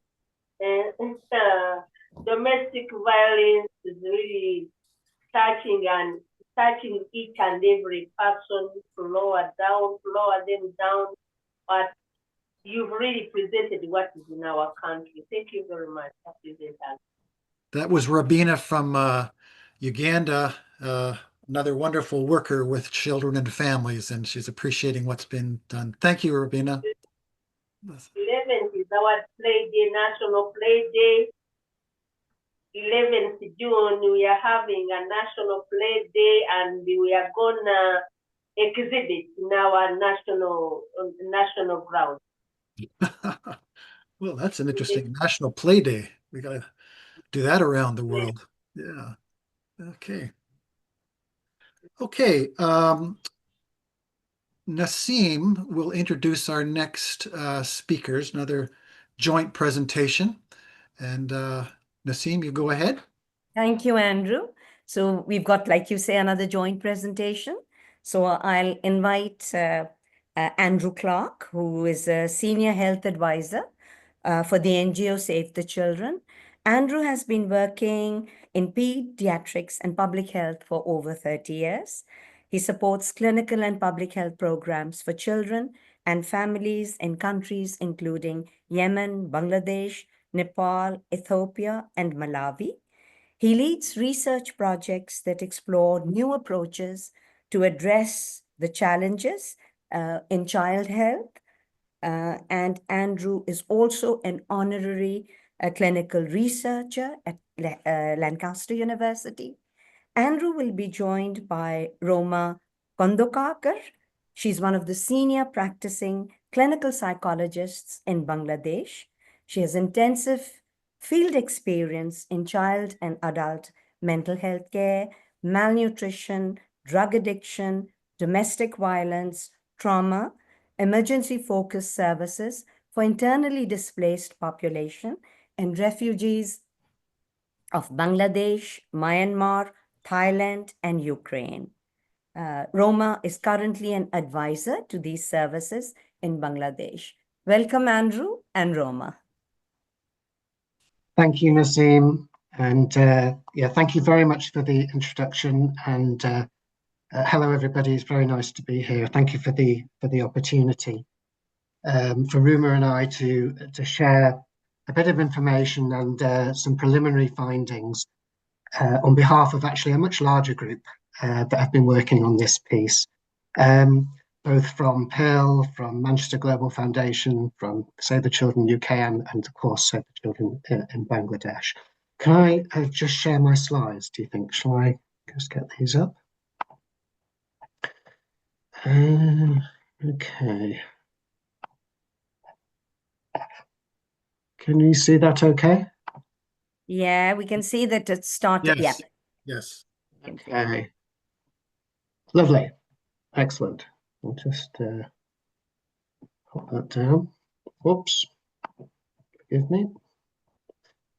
Okay, yes, so what we'd like to talk with you a little bit about has been, I suppose, quite a large and challenging piece of work to undertake a cluster randomized controlled trial of a group-based parenting intervention to improve maternal mental health and child well-being within Rohingya mothers in the refugee camps in Cox's Bazar. And just to highlight, these are preliminary trial findings. So they are preliminary and they're not complete, but we thought they were interesting, sufficiently interesting to share in this forum. Just to mention, this is the title of this is Bandan LTP Plus. I know some of you will be very familiar with LTP Plus. And this is the Bandan adapted version. Bandan means bond in Bangla. So many on this call will be very familiar with this topic, but of course, poor maternal mental health is very common, but unfortunately poorly addressed, and causes suffering and problems for many women, but also for her children and family too. Antenatally or during pregnancy, there's increased risks of premature birth and low birth weight newborns. But of course, poor maternal mental health, not for all, but for many women, also interferes with the bonding and attachment process and affects parenting capacity and the stimulation of their children. Many of the precursors at Usha, many of the precursors to the challenges that Usha talked about in terms of children needing to feel valued and loved. So maternal mental health can really, maternal mental health problems can really interfere with that. So interventions that can improve maternal mental health could reduce some of these barriers, and particularly when matched with interventions that promote nurturing parenting and supporting child development.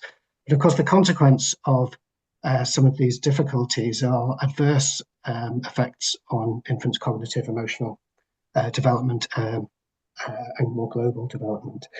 Now, traumatized populations may be are broadly regarded as being particularly vulnerable to some of those challenges. Martha talked about ACEs in a previous presentation, and of course, many traumatized populations have multiple ACEs that they experience. And Ruma, I think if you could tell us a bit more about some of the particular challenges in this setting. Yeah. Thank you, Andrew. Actually, dear audience, I would like to introduce you, like to understand the map, where is Cox's Bazar and where is response, like Rohingya response. And you know that it's one of the largest refugee response in the world. So if you see the Cox's Bazar, it's very close to, like it's sharing border with Myanmar, and it's Rakhine state where Rohingya people are living. So in 2017 August, so it's a large influx happened and forcibly displaced Rohingya people to Bangladesh, especially in Cox's Bazar. So you can imagine the geographically how it's very easy to migrate and relocate to Bangladesh. So if you see the living condition of Rohingya people, 1.5 million Rohingya people now are living into 33 camps and in one separate island. There, like 52% female, 48% male, and out of them, 51% children.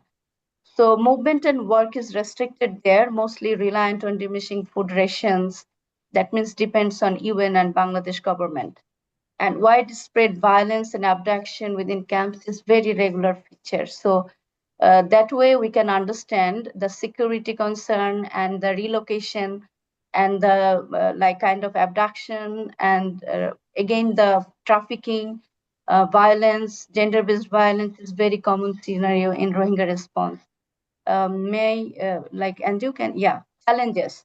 So it's better we can it's not like different. In many settings, we can say like Rohingya response also very unique considering their population nature and their education level and their living style. So many mother and families have little knowledge about their child's development, what to expect and how to support. traditional beliefs about parenting and discipline is very traditional. You know that like corporal punishment is very common practice as parent. All families have fled like persecution or been forcibly displaced. So trauma is very common already, and you mentioned. Many have directly experienced trauma and loss and grief. Legacy of marginalization, because in Myanmar, it's very common for long time. That's why their limited focus on cognitive curiosity. That means their living is like they're surviving. Ongoing violent and unpredictable environment is there. Little self-determination or optimism for their future, because education actually, due to gap in formal education system, is here. And chronic high stress and poor mental health is like a very evident feature in Rohingya response. So if we see, I would like to share a little bit oriented about LTP plus, because it's combination of two intervention. If you see the blue one, it's traditional. I think many people already knew about it. Learning through play, a parenting program focused on child development. And when we say it's plus, it's actually joined together the WHO very evidential based and structured CBT influenced talking therapeutic model is thinking healthy, that aims to alter the cycle of unhelpful or unhealthy thinking and the resulting undesirable actions. So the LTP Plus tested and found effective in development and protective setting. Then Save the Children Bangladesh, we thought that as mental health team, we are planned to test in Rohingya response as a complex humanitarian setting. I already talked in last slide. Why I'm saying this? Because it's complex and they're not aware. It's very low resource setting. So that's why we really wanted to test it here and we conduct this study. So may I request Andrew the next slide?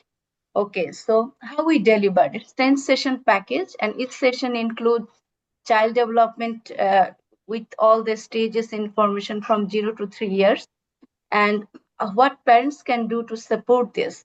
Components of WHO's Thinking Healthy technique and practice we also include. And it's developed by community health workers. Actually, they're receiving training and supervision from MS mental health and psychosocial team members on the LTP course.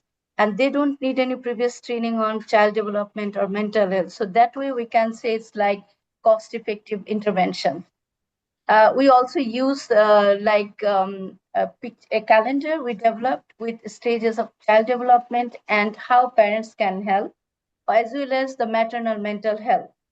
And a facilitator guide where actually CSW, they follow it and they trained on this guideline. So may I go to the next slide? Yeah, so I'm quickly sharing the objective of this study to evaluate the effectiveness of LTP plus parenting intervention for reducing depression in Rohingya mothers of children 0 to 1 year in Cox's Bazar. And we have some secondary objectives as well: reducing anxiety, health-related improvement of health-related quality of life, improvement in perceived social support, and improvement in knowledge and practice about child development, also improvement in child health, nutrition, and development measures. We have some other learnings, especially we are learning for scale up of this intervention. So I'm handovering to Andrew to share design and some findings. Thanks, Ruma.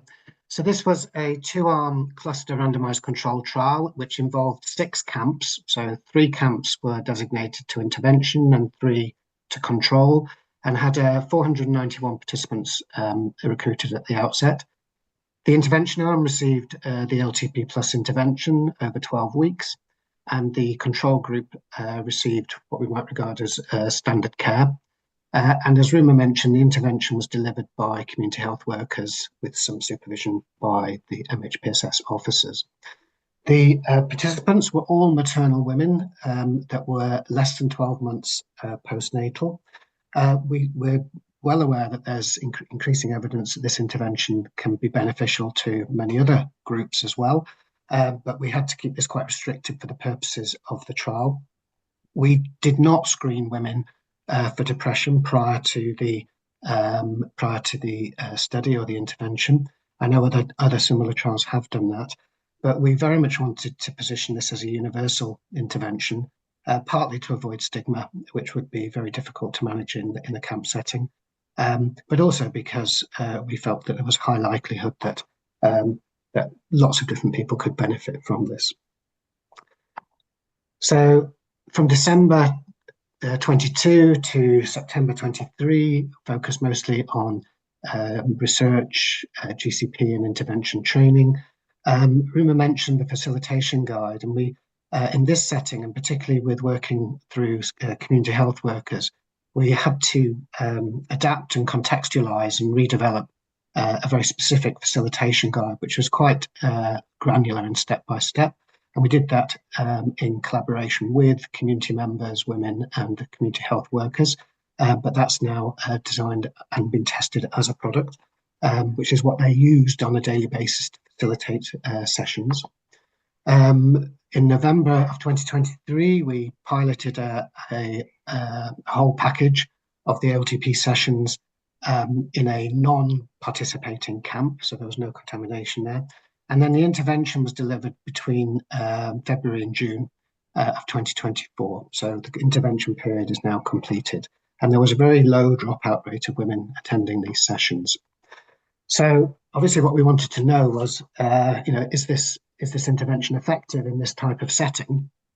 And so we have some preliminary findings to share with you, as I mentioned. The intervention and control groups had very similar characteristics. We collected data at baseline, and then at 3 months, which was just at the end of the intervention, and at 6 months, which was 3 months later. Just to note that the data collection at baseline and midline was by very experienced but non-specialized enumerators. So these were enumerators that were used to collecting data from community members in the camps, but less around psychological interventions, how you feel. And when we looked for markers of quality, we were a bit concerned about some of the quality of the data collected, particularly in relation to the tools for depression and anxiety. And so we switched uncommonly to a different group of data collectors at Endline.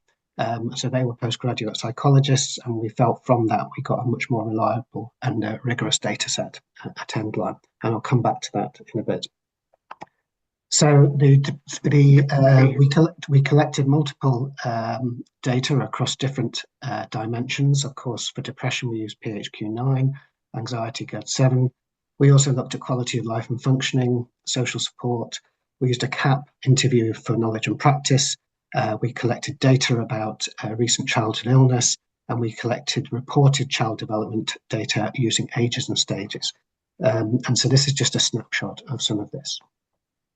In relation to the primary outcome, which is depression, we're going to show you this in 2 ways, and these were quite encouraging findings, we felt. What you can see on the screen is the mean scores, so the average scores in intervention and control group at baseline and endline. And of course, lower scores arguably are better in relation to this tool. So what we could see actually was that the scores increased in both groups. What we know is that there was a lot of camp insecurity and violence going on at the time. Unfortunately, it was a very high stress time for people that lived in the camps. But it increased a lot more in the control group than in the intervention group. And just going back to what we mentioned about the baseline data collection, when we looked at that more closely, we felt that was considerably underreporting at baseline. So looking at the data we have, it suggests that the intervention had a quite marked and significant protective effect, but that effect may indeed be stronger and be more marked if we consider the underreporting at baseline. Looking at the same data, but then categorized differently, so looking at the proportion of mothers whose individual scores were suggestive of different levels of depression, we also see an interesting picture. So here we have the data from Endline, again for intervention and control. And what we're looking at here is the percentage of mothers whose scores were suggestive of different levels of depression. And we can see that in the intervention group at Endline, 23% of the mothers had scores suggestive of moderate depression, and 3% had scores suggestive of moderate to severe depression, which would be high in most other settings. But in the control group who did not receive the intervention, 44% of mothers had scores suggestive of moderate depression, and just under a quarter had scores suggestive of moderate to severe and severe depression. So a very big difference between these groups, and certainly bigger than we were anticipating. We saw a similar picture for anxiety using GAD-7. So again, this is the mean scores at baseline and endline between the intervention and control groups. Again, we see that the scores increased in both groups, probably due to the insecurity and violence at the time. And again, it increased more in the control group than in the intervention group. Looking at quality of life, this uses an index called EQ5D. And the EQ5D measures it's an index of 5 different domains of quality of life and healthy functioning. And 0 is the worst possible health, and 1 is the best possible health. And again, what we can see here is that there was a significant difference, positive difference between the intervention and the control group, again, highly significant. EQ5D also includes a self-reported scale for overall health. So this is where participants rank their own health from 0 to 100. And again, we can see here a similar pattern as the previous ones. There was a marked difference between the intervention and control groups. So interesting and certainly encouraging findings. Ruma, do you want to just comment on some of the qualitative data? Over to you. Thank you, Andrew. Actually, I would like to share some statement from our participants. Before attending the sessions, means LTP sessions, I often worried and thought it would be better if we were gone. Now I have learned what's good and bad for children and to replace negative thoughts with positive ones to manage stress. My relationship with my mother-in-law has also improved. So we can see how they are utilize their knowledge and practices from the session. And the second one, if we see another statement, after receiving the sessions, I learned about the child development stages, birth to 3 years, ages that I never heard before. I have become more focused on self-care and to give importance on my family relationship. I would come to these sessions even if there were no snacks. So it's very compromised situation, but still how they found very useful LTP session into their life, and it's like change-making component into their life. Really, as an implementer, as a researcher, it's very encouraging for us. That's why we really think about to share with all of you as preliminary findings, and I'm hopeful for the detailed findings will be shared soon. So, Andrew, the last slide as next step will be our, Yes, thank you, Rima. So we don't yet have the full data sets, particularly in relation to the child development scorings, but also some of the other domains as well. So obviously the next steps are to finally complete the analysis of those and the intersectionalities between them.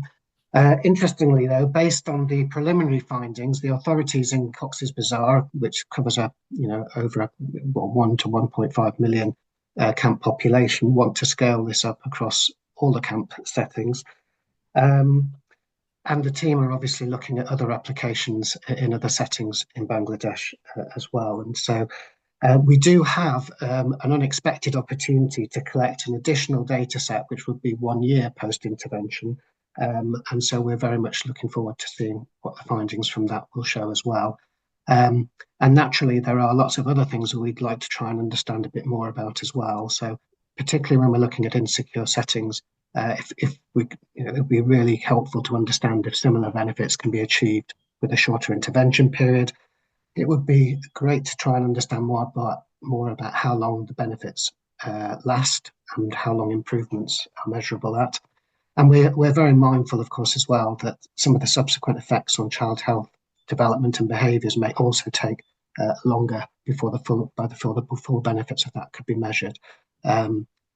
So that's really where we are at present. And we'd just like to thank the whole team. It's been a big team effort over a long period of time, from both PALE, from Manchester Global Foundation, from Save UK and Save Bangladesh. So just thank you to everybody that's involved. And we've got some contact details on the slide if anybody would like more information. Thank you very much. Thank you, Andrew. Thank you, Roma. Amazing work. Such a vulnerable population. Congratulations. I hope it is scaled up as it's being promised. Good luck to you both. There's some comments and there's some questions in the chat box, which I'm sure you'll be able to address. And we move on to our next speaker. So I'm delighted to invite our next speaker, who's also a colleague, Dr. Leila. She's an accomplished academic leader and scholar with 20 plus years of experience in psychometrics, child psychology, health psychology. She holds a PhD in psychology. She completed her postdoctoral fellowship in the capability approach at Northwest University, South Africa. She serves as the current Dean of the School of Arts and Social Sciences, and she's a professor at the University of Gujranwala in Pakistan. She's a certified well-being coach and a mindfulness trainer. Dr. Leila, welcome.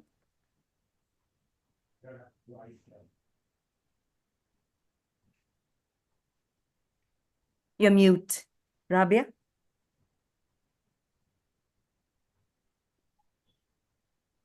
Thank you so much, Professor Naseem. My slides are visible. I just want to inquire about them. Thank you so much. So today I would like to share one of our research we are going to go to with the collaboration of PELS and other universities.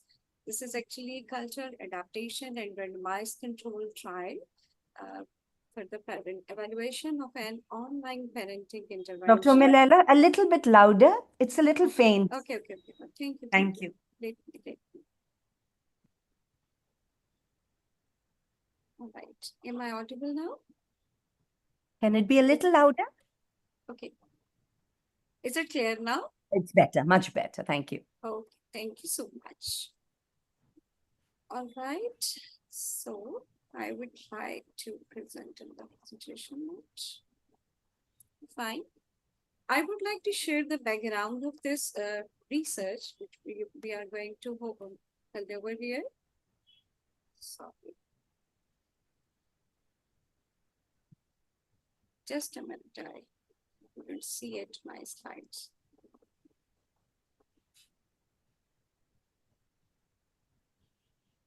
Right. Depression and anxiety are the most prevalent mental health problem globally and the leading cause of productivity loss in young people, with global prevalence rate of 19% of anxiety and 14.3% of depression. And if we are looking, children and youth in low and middle income countries are particularly vulnerable to the mental health challenges due to the social and environmental stressors. Parents play a key role in preventing adolescents' mental health problem, with strong evidence showing that parental involvement can modify many risks and protective factors for adolescents' anxiety and depressive disorders. While parenting intervention that effectively target parenting factor and in turn improve adolescent mental health exist in high-income countries, but there is a gap in Pakistan for such intervention. There is an urgent need for a culturally appropriate evidence-based intervention to empower Pakistani parents to support adolescent mental health. So going for this, if we are looking the evidence of mental health problem from Pakistan in a study, a school-based study found an alarming prevalence that is 53.2% of depression and anxiety among adolescents. Despite this, adolescents' mental health remains largely neglected in Pakistan, compounded by social stigma, low mental health literacy, and limited access to prevent interventions. So this is a very important issue to be addressed. Our study aimed to culturally adapt and test through a randomized controlled trial and online parenting intervention, partners in parenting designed to reduce the risk of depression and anxiety in adolescents by strengthening parent-child relationship. The project will demonstrate the following kind of objective. Number one, engagement of LEEs into culturally adaptation process of online PIP intervention, and the feasibility, acceptability, and preliminary effectiveness of the intervention in reducing risk of depression and anxiety in adolescents as assessed through structured instrument and one-to-one interviews with adolescents and parents at post-intervention, and role of contextually specific media campaign to raise awareness about adolescent mental health and reduce stigma. So there are many work packages in this study. The work package 1, understanding local context to co-design PIP intervention. And for this purpose, we have 1 to 6 month kind of duration. Through qualitative approach, we will conduct in-depth interviews with the adolescent with lived experience of mental health difficulty, their parents and grandparents, health professionals, and teachers, and to explore the mental health experience of adolescents, parenting, and how stakeholders think parents should support adolescents to adapt PIP modules. We will continue to engage LEE groups to support usability testing. The work package 2, randomized controlled trial of culturally adapted partner in parenting intervention compared to control arm. And for this work package, we have the time duration 6 to 21 months. Eligibility: parents who have an adolescent age 12 to 18 years, have sufficient internet literacy, access, and or ability to read and write. Only one parent, adolescent died, family will be eligible to participate. And what we are looking the setting, community setting, settings including schools and colleges in 5 cities in Pakistan: Karachi, Hyderabad, Lahore, Rawalpindi, and Multan. The sample we are looking for, a total 238 participants will be recruited for this purpose. Intervention: partners in parenting. Partner in parenting is a web-based, multi-level, individually tailored parenting intervention comprises of 3 components. The first component, parenting scale to assess parents' current parenting practices and beliefs against their recommendations of parenting guidelines, automatically generated. The second one kind of the thing in that parenting intervention, automatically generated feedback based on parents' responses to the scales. And the third, set of 9 interactive web-based modules to support parental behavior change. Each module is released weekly and take approximately 15 to 25 minutes, allowing ample time to work on weekly goals. So this is the dashboard, the online parenting module. You can see the different kind of tabs over here: the baseline assessment and feedback, personalized parenting program, follow-up assessment and feedbacks, and some other very important feature which will be going on for this parenting intervention. And personalized parenting program, this is one of the things. After their baseline kind of assessment, we will be moving on it. And your parenting, it is the index different questions which the parent have to reply, and then afterward we will go for the further modules. And these are the modules: connect, and after parenting through the pandemic, raising good kids into great adults. So these are the different modules, as I have already shared that there are the 9 modules. Follow-up assessment and feedback. This is the third kind of our target for this intervention. And these are some of the published evidences in support for partners in parenting, online parenting kind of support program, which is already established. Outcome: what outcomes we are looking forward? Primary outcome: preliminary effectiveness of PIP intervention is reducing the risk of depression in adolescent. At end of the intervention, the time is 3 months. Using the adolescent's report, short mood and feeling questionnaires, which assess depressive symptom in children and adolescents. These are the tools we will be using for this purpose, adolescent reported outcome measures, and they are all, you can say, the well-established, reliable, and valid tools we are using for this purpose, SCAS. And then afterward, the parenting to reduce adolescent depression and anxiety scale. And then we are going for the EUROQOL 5-dimension to assess health-related quality of life. And then client service receipt inventory to record a detailed description of the health score resource use. These are the details of these measures, their name, their objectives, their other kind of psychometric things. And now we are going for the multimodal media campaign, one of the core objective of our project, and which will take a time of from the start till the end. A health communication campaign will be co-designed with LEES. The main objectives are to initiate interaction between the viewers and the three core themes. The first, adolescent mental health. The second, identifying early sign and symptom of depression and anxiety. And the third one, encouraging adolescents and their network. And in their network, there are parents, peers, and teachers. The second, once the campaign content is finalized, the LEES will be invited to user testing workshops. So our work package 4, process evaluation underpinned by interactive phenomenological analysis. And for this kind of work package, we have 9 to 21 months period of time.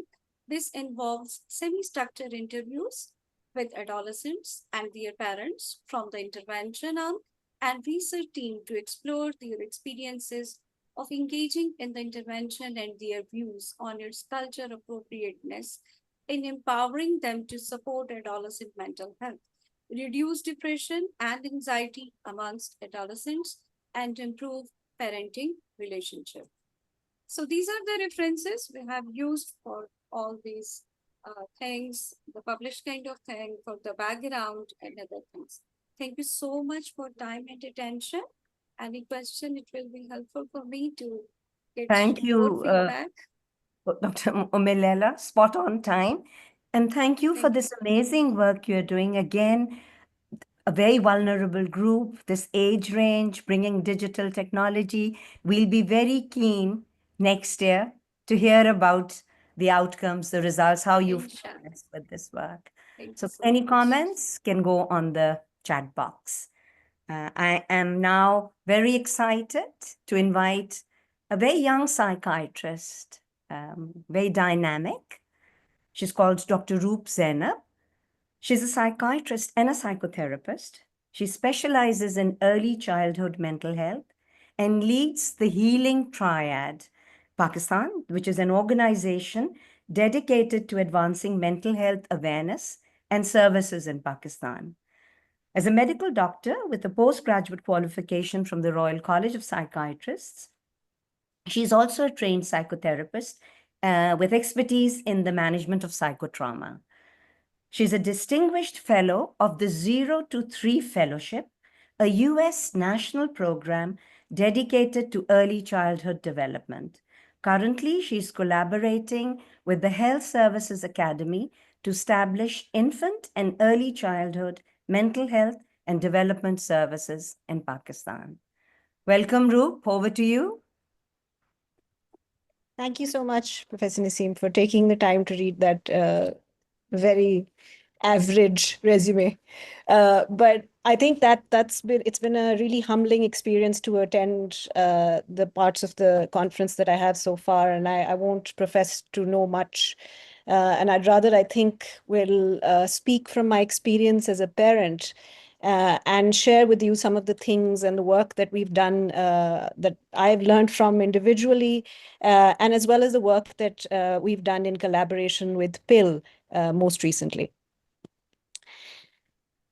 I find that this concept of roots and wings is something that appeals to me a great deal in terms of parenting, especially when we talk about the uncertainty of the last few years, which, I mean, I imagine that people of all generations feel that, you know, the times that they lived in were very uncertain, but I think we'll take that on board and say, you know, we see that and we raise you the last 5 years.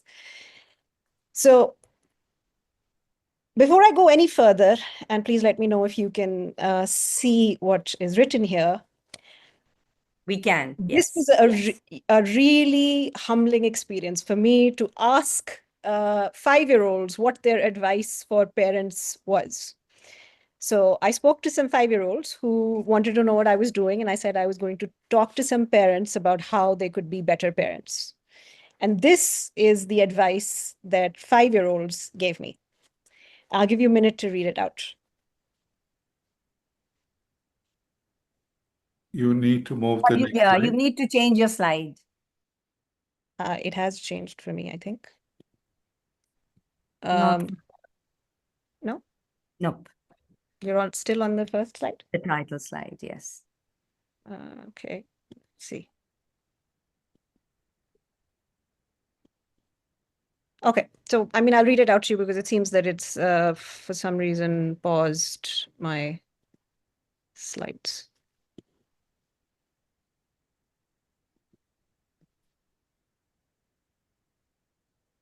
Okay, so these 5-year-olds told me the first thing they said was, Listen. listen. We can see now, Roop. Yeah. Okay, great.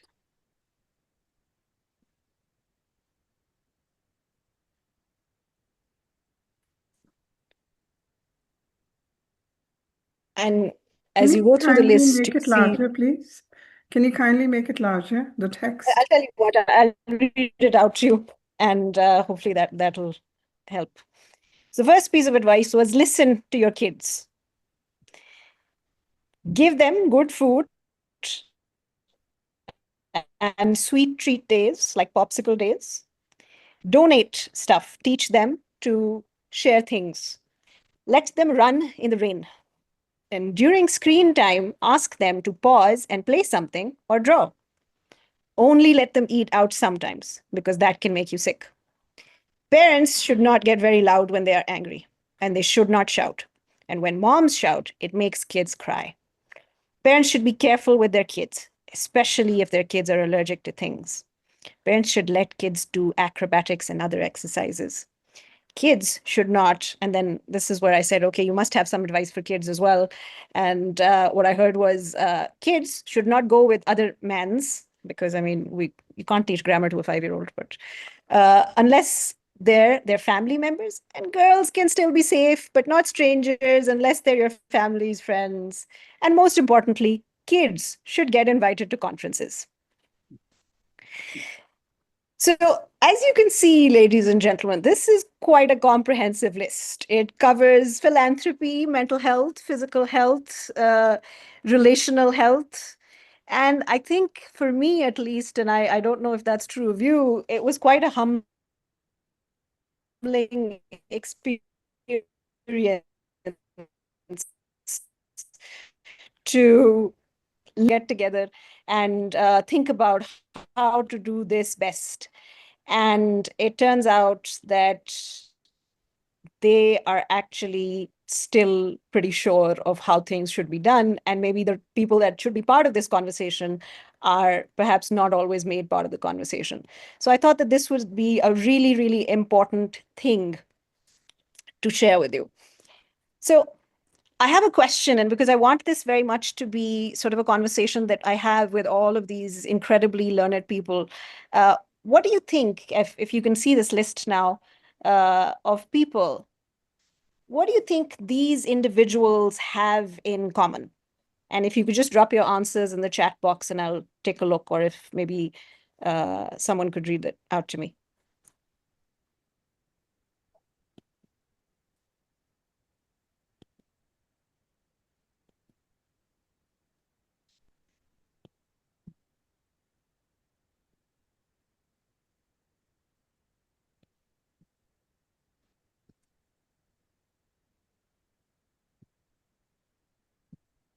Okay, yes, there's a degree of spirituality. There are people that have had massive amounts of impact.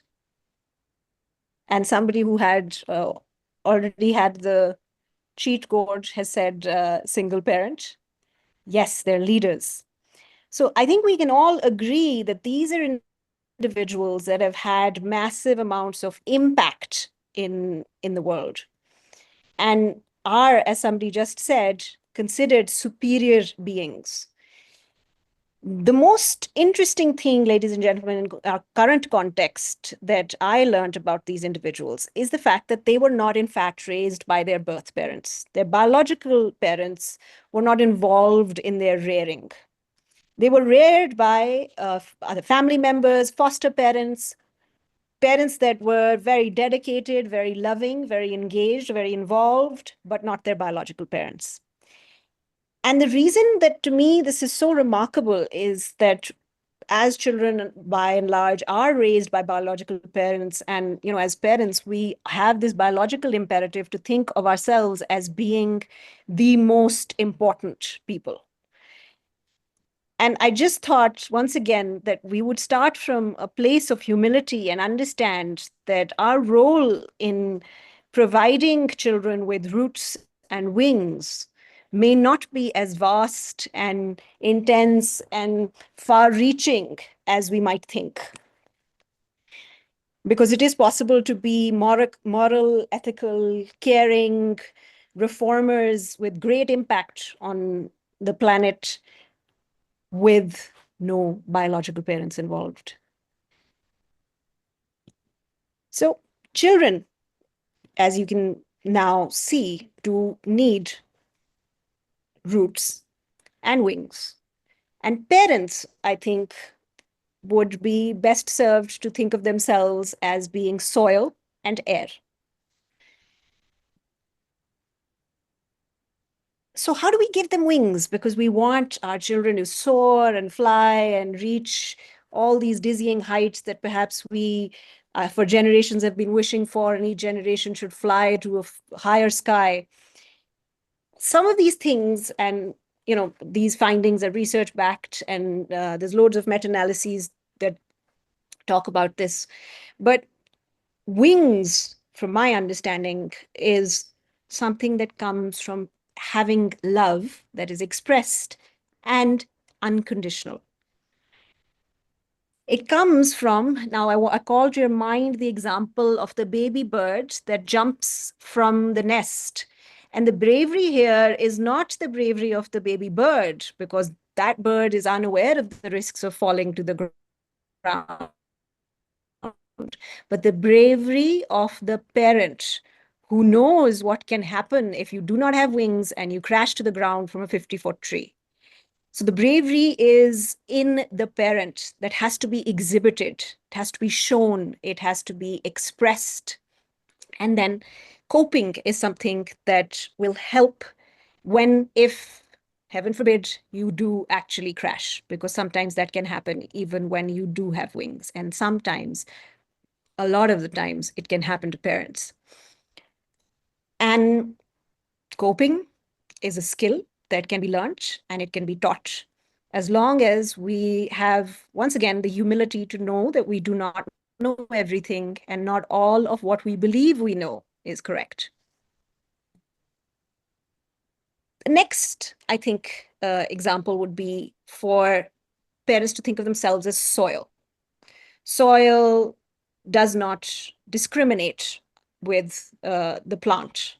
It just provides what the plant needs. It is consistent. It provides connectivity with not just its own self, but all the hundreds of other organisms that are living within the soil. So it provides a platform, a space for the tree to grow, for the plant, for the seed to reach into the sky. Now, Ruth, what would we are just happen? hearing you. The slides are not moving, but we are okay with it. It's okay for you to talk us through this. Okay. I mean, I'm not sure once again why this is happening, but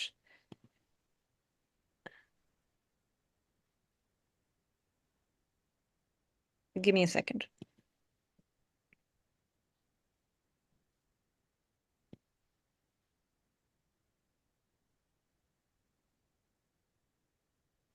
it says that the sharing window is closed, and I don't know if I have permission to share. Is that something that is happening? Can you see now? Yeah. Okay. I think when I switch to slideshow, there's a problem. But if you can see the pictures, I think we'll stay on this.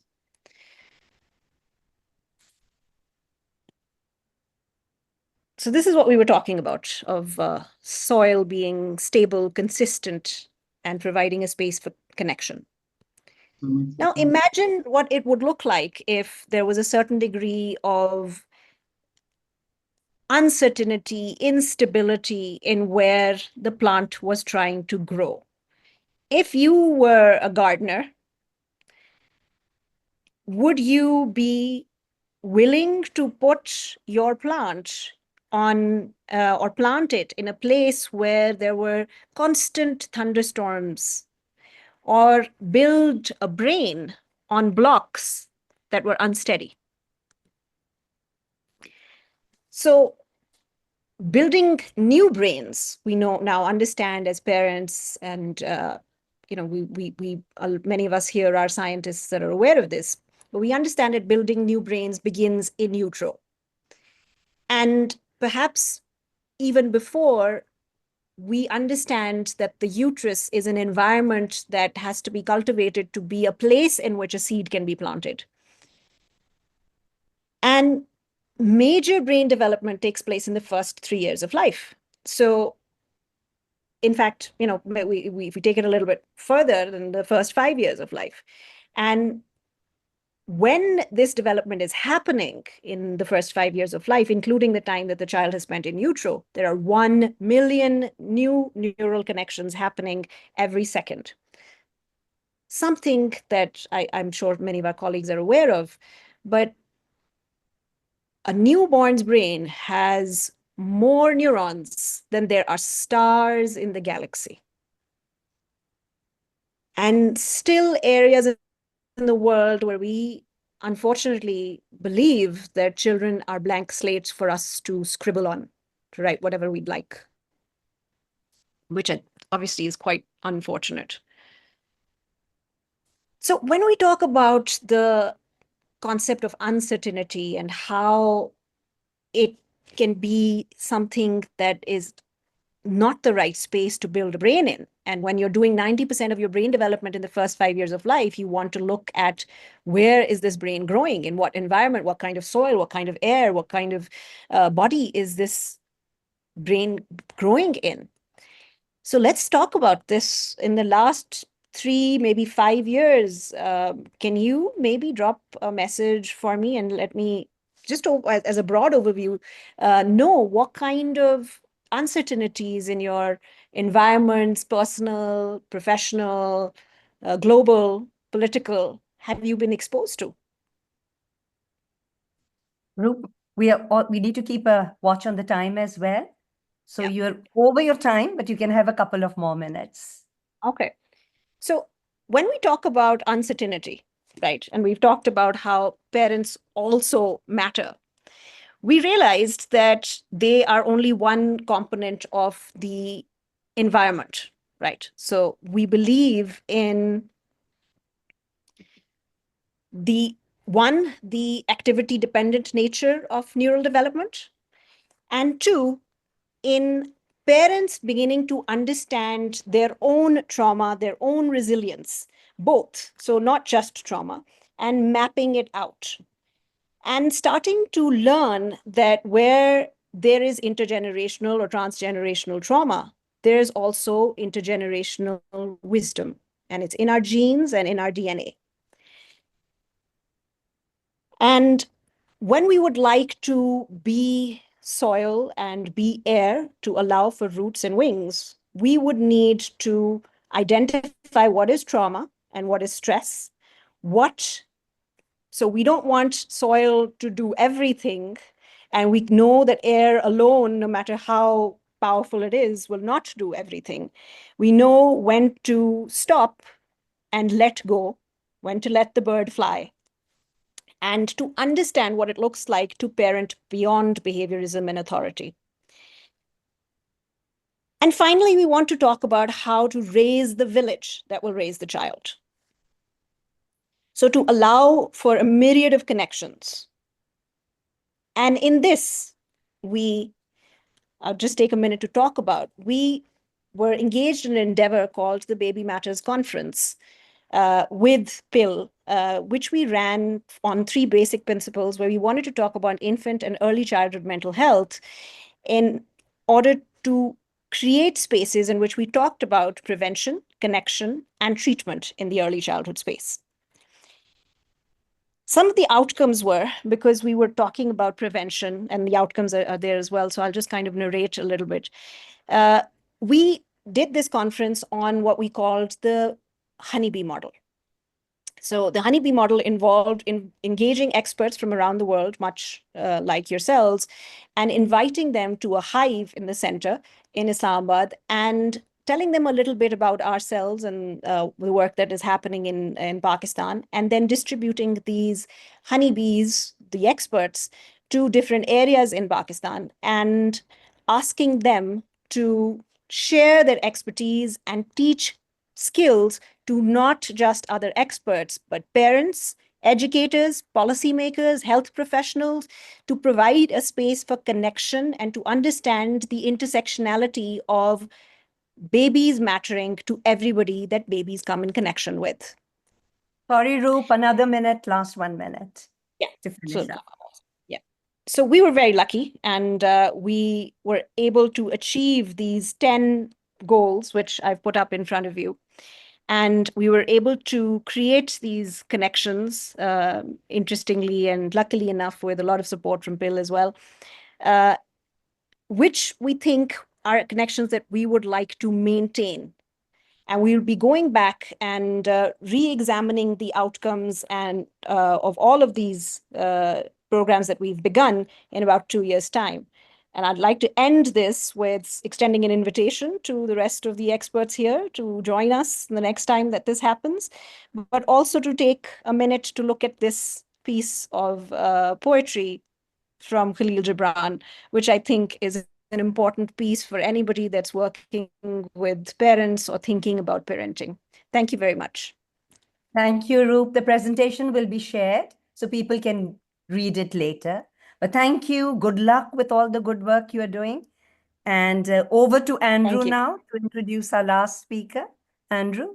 Yes, thank you, Naseem. Yes, our last speaker today is Dr. Brandy Hawk.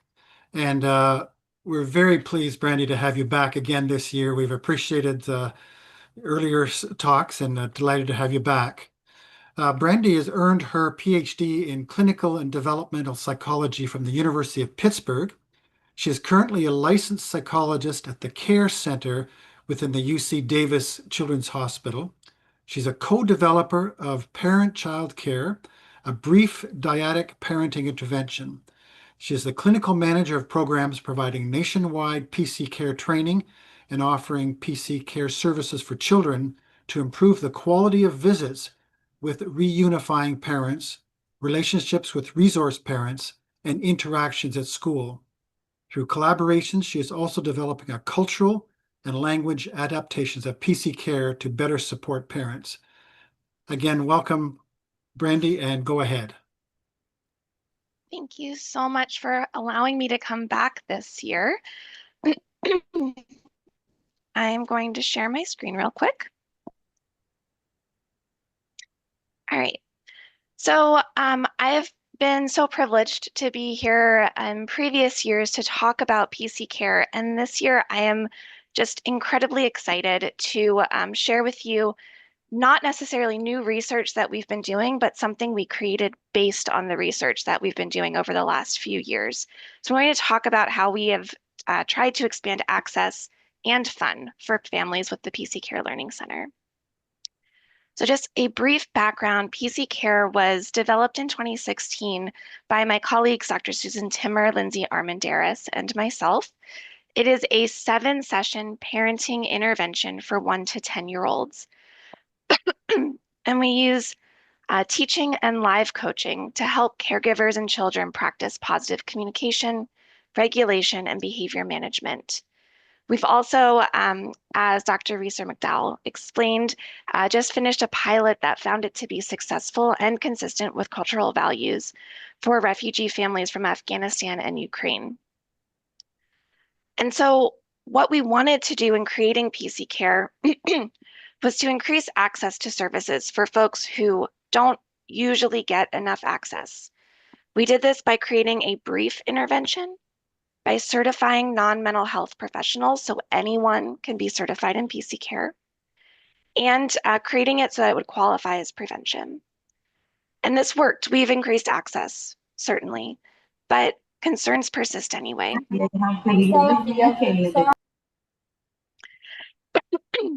know that, excuse me, we know that people continue to have difficulty accessing mental health resources based on their location, the resources available to them, their time, others' time, the availability, and of course, wait lists. Where I am, people usually have to wait for months on a wait list before they're able to see a therapist. And so we created the PC Care Learning Center. This is a free website for anybody who parents, cares for, or works with a 1 to 10-year-old child. And on the website, which is totally free again, they can learn about children's behaviors, positive communication, regulation, calming skills, and strategies for managing behaviors. We created this to make it free and available to people, and we're continuing to expand access by expanding language as well. It is currently available in English, and our Spanish translation is being reviewed and will be finalized soon. And we've begun a translation into Dari and Farsi. So let me tell you a little bit about it. I'm going to give you a very quick tour. This is the landing page. This is the garden. And when you get to the garden, you're going to meet many families. And you might meet a family like Jamie and his son, where you might learn about something called redoing. There's a short video that reviews what the skill is. There is written word, you can listen to it as well, that talks about what redos are. They're a chance to try again, a way to acknowledge and fix our mistakes and to correct behaviors without punishment. There's sections about what it sounds like so that parents can think about, how would I use this? There are videos of people using these skills live in action. There's reminders of why it's important. We need to offer redos to teach how to fix mistakes rather than just punishing kids for their mistakes. It focuses on rewards and helping kids learn rather than just punishing them when they misbehave. There are sections that show us how we can use the redo for different behaviors.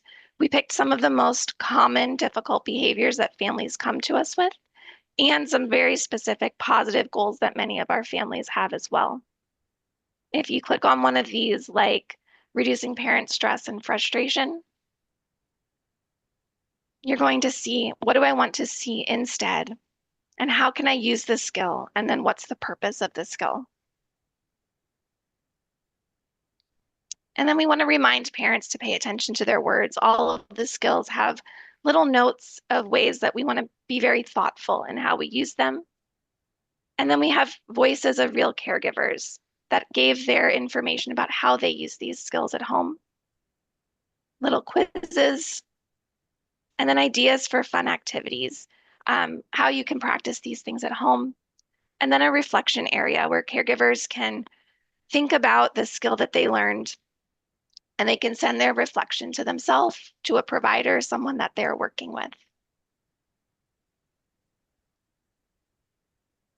The skills in the Learning Center, they range from why playtime is important to understanding children's temperament, understanding how stress and trauma impact children, the impact of negative cycles in families, to how to communicate well with your child, positive communication skills, how to praise and describe more, and how to criticize less. There's a whole section on regulation and how we can teach kids and parents to notice our feelings and regulate our bodies. And then areas on behavior management, including things like setting up transitions, adjusting your environment to make it easier for your children to listen, to how to set effective rules and help make sure that your child does understand that there are consequences for their actions. So we had lots of thoughts as we were creating this. Again, it's based on lots of research that we've done into PC care. And so these are our ideas for how we would suggest parents and caregivers use the Learning Center. We have a recommended order that follows the garden.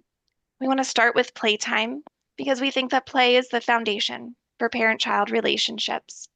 We want parents and kids to remember that playtime is important, and it's meant to be a time where kids get to be free and lead the play, and parents get to relax, and they don't have to teach the whole time. They don't have to be in charge. They get to just delight and learn to understand their child. Then we want parents to learn about things like temperament, cycles, and learning skills. And then we want them to practice paying positive attention before they get into more of the behavior management skills. If parents have specific questions, we have a behaviors cloud or a goals cloud, and they can just click on those clouds and it's going to bring up all of those difficult behaviors and the goals that we discussed. And then you can click on the behavior that you want to work on. It'll take you to an overview of why that behavior might be happening, things to consider to better understand where your child is coming from. And then also will lead you to all of the skills and how you can use the skills to support your child with those behaviors. And then for providers and workers, right? So for providers, we think it's valuable to complete the lessons to expand our own understanding of child behaviors and how to engage with kids. Most of it will be review, but there's really cute videos of kids, so that's always fun to watch. And then whenever you work with children, use your pride skills and strategies to set them up for success. And again, this is something that we are hoping people will share with their trainees and students as they're just starting to work with children, as they're just starting to engage in this very exciting and beautiful work of infant mental health and early childhood interventions. And then for clients, right? This is who we originally designed it for. If you have clients that are actively working with you, we would suggest helping the parents or caregivers sign up and navigate the Learning Center. Point out lessons you think will be helpful and will expand on what you did during your treatment sessions. And then the cool thing is they can email their reflections to you so you can see what they're processing throughout the week. But again, we wanted to come back to that idea of expanding access and fun. And so really thinking about how the Learning Center can be used not only for people who are already in treatment, but to expand access to these resources for people who aren't, who are waiting, who haven't been able to find treatment. So this is a great option for families on the wait list. While they're waiting for services to start, there's a place they can go to start learning. We can put flyers in places that families visit, like pediatricians' offices, and we can incorporate into the resources that are offered. So again, we don't think that the Learning Center is the treatment intervention that is going to change the world for people. It does not take the place of mental health services. It does not take the place of all the work that we and you and everybody is doing, but it is meant to be an additional support, an additional resource where people can go when they are not getting what they need or when they're not able to receive all of the services that they need, so that they can start to gain some insight and they can start to feel like they have some tools and skills to be able to connect with their child and manage the difficult behaviors that they're seeking services for. Thank you. I think I kept within my time. Yes, you did, Brandy. I think you got to get a reward for this. And the reward is that we can take a question. But while we're getting the question read, Sheila said that the website is amazing. So there's a recommendation to check out the website there. Rabina, is there a question oh, I see Sheila's got a question. Or first of all, let me check. Rabina, is there any, Rabia, is there any questions in the website? No, Yeah. just from Ms. Shaya. He's Okay. asking the patient to share. Absolutely, please. I just put the website in the chat. Feel free to click on the link, share it far and wide. Okay. Sheila, did you have a question that you wanted to share? Okay. I have a comment and a question. My comment is I'm absolutely, every time I join any of these conferences, I'm enriched with so much more knowledge, and I'm in awe of the work that each one of you have done as a presenter. Thank you so much for the work. My question was for Brandy. Does it require permission to share?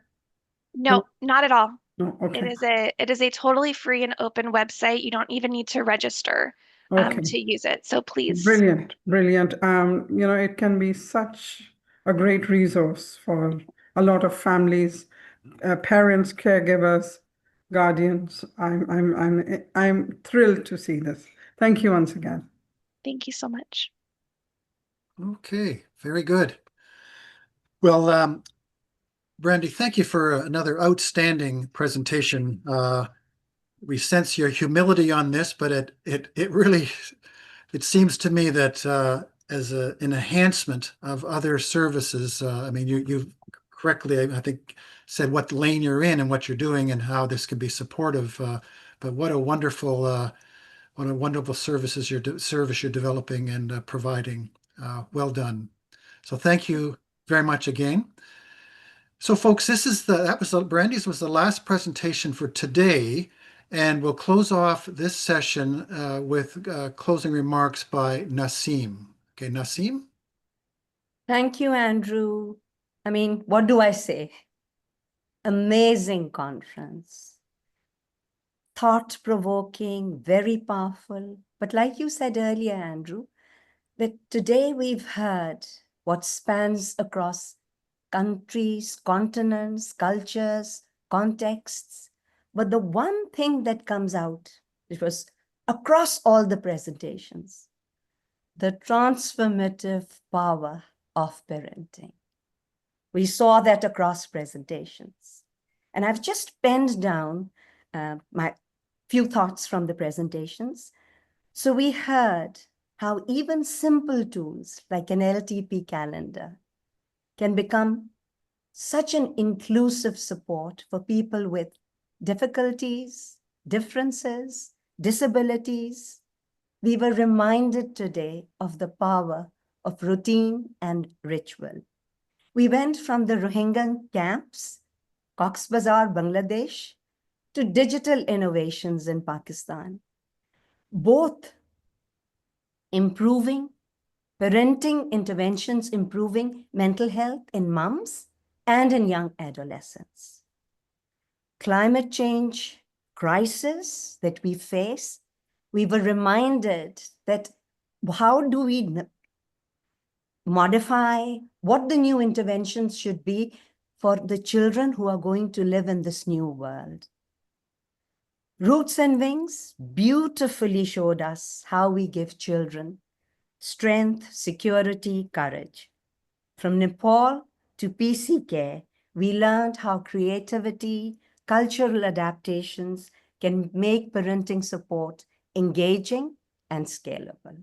I would like to just end by thanking all our esteemed speakers, our wonderful participants from across the globe, ICRA University, who've joined us. Big thank you to you, Andrew, not just for chairing this conference each year, but also leading on the group that plans the group for the Global Parenting Conference.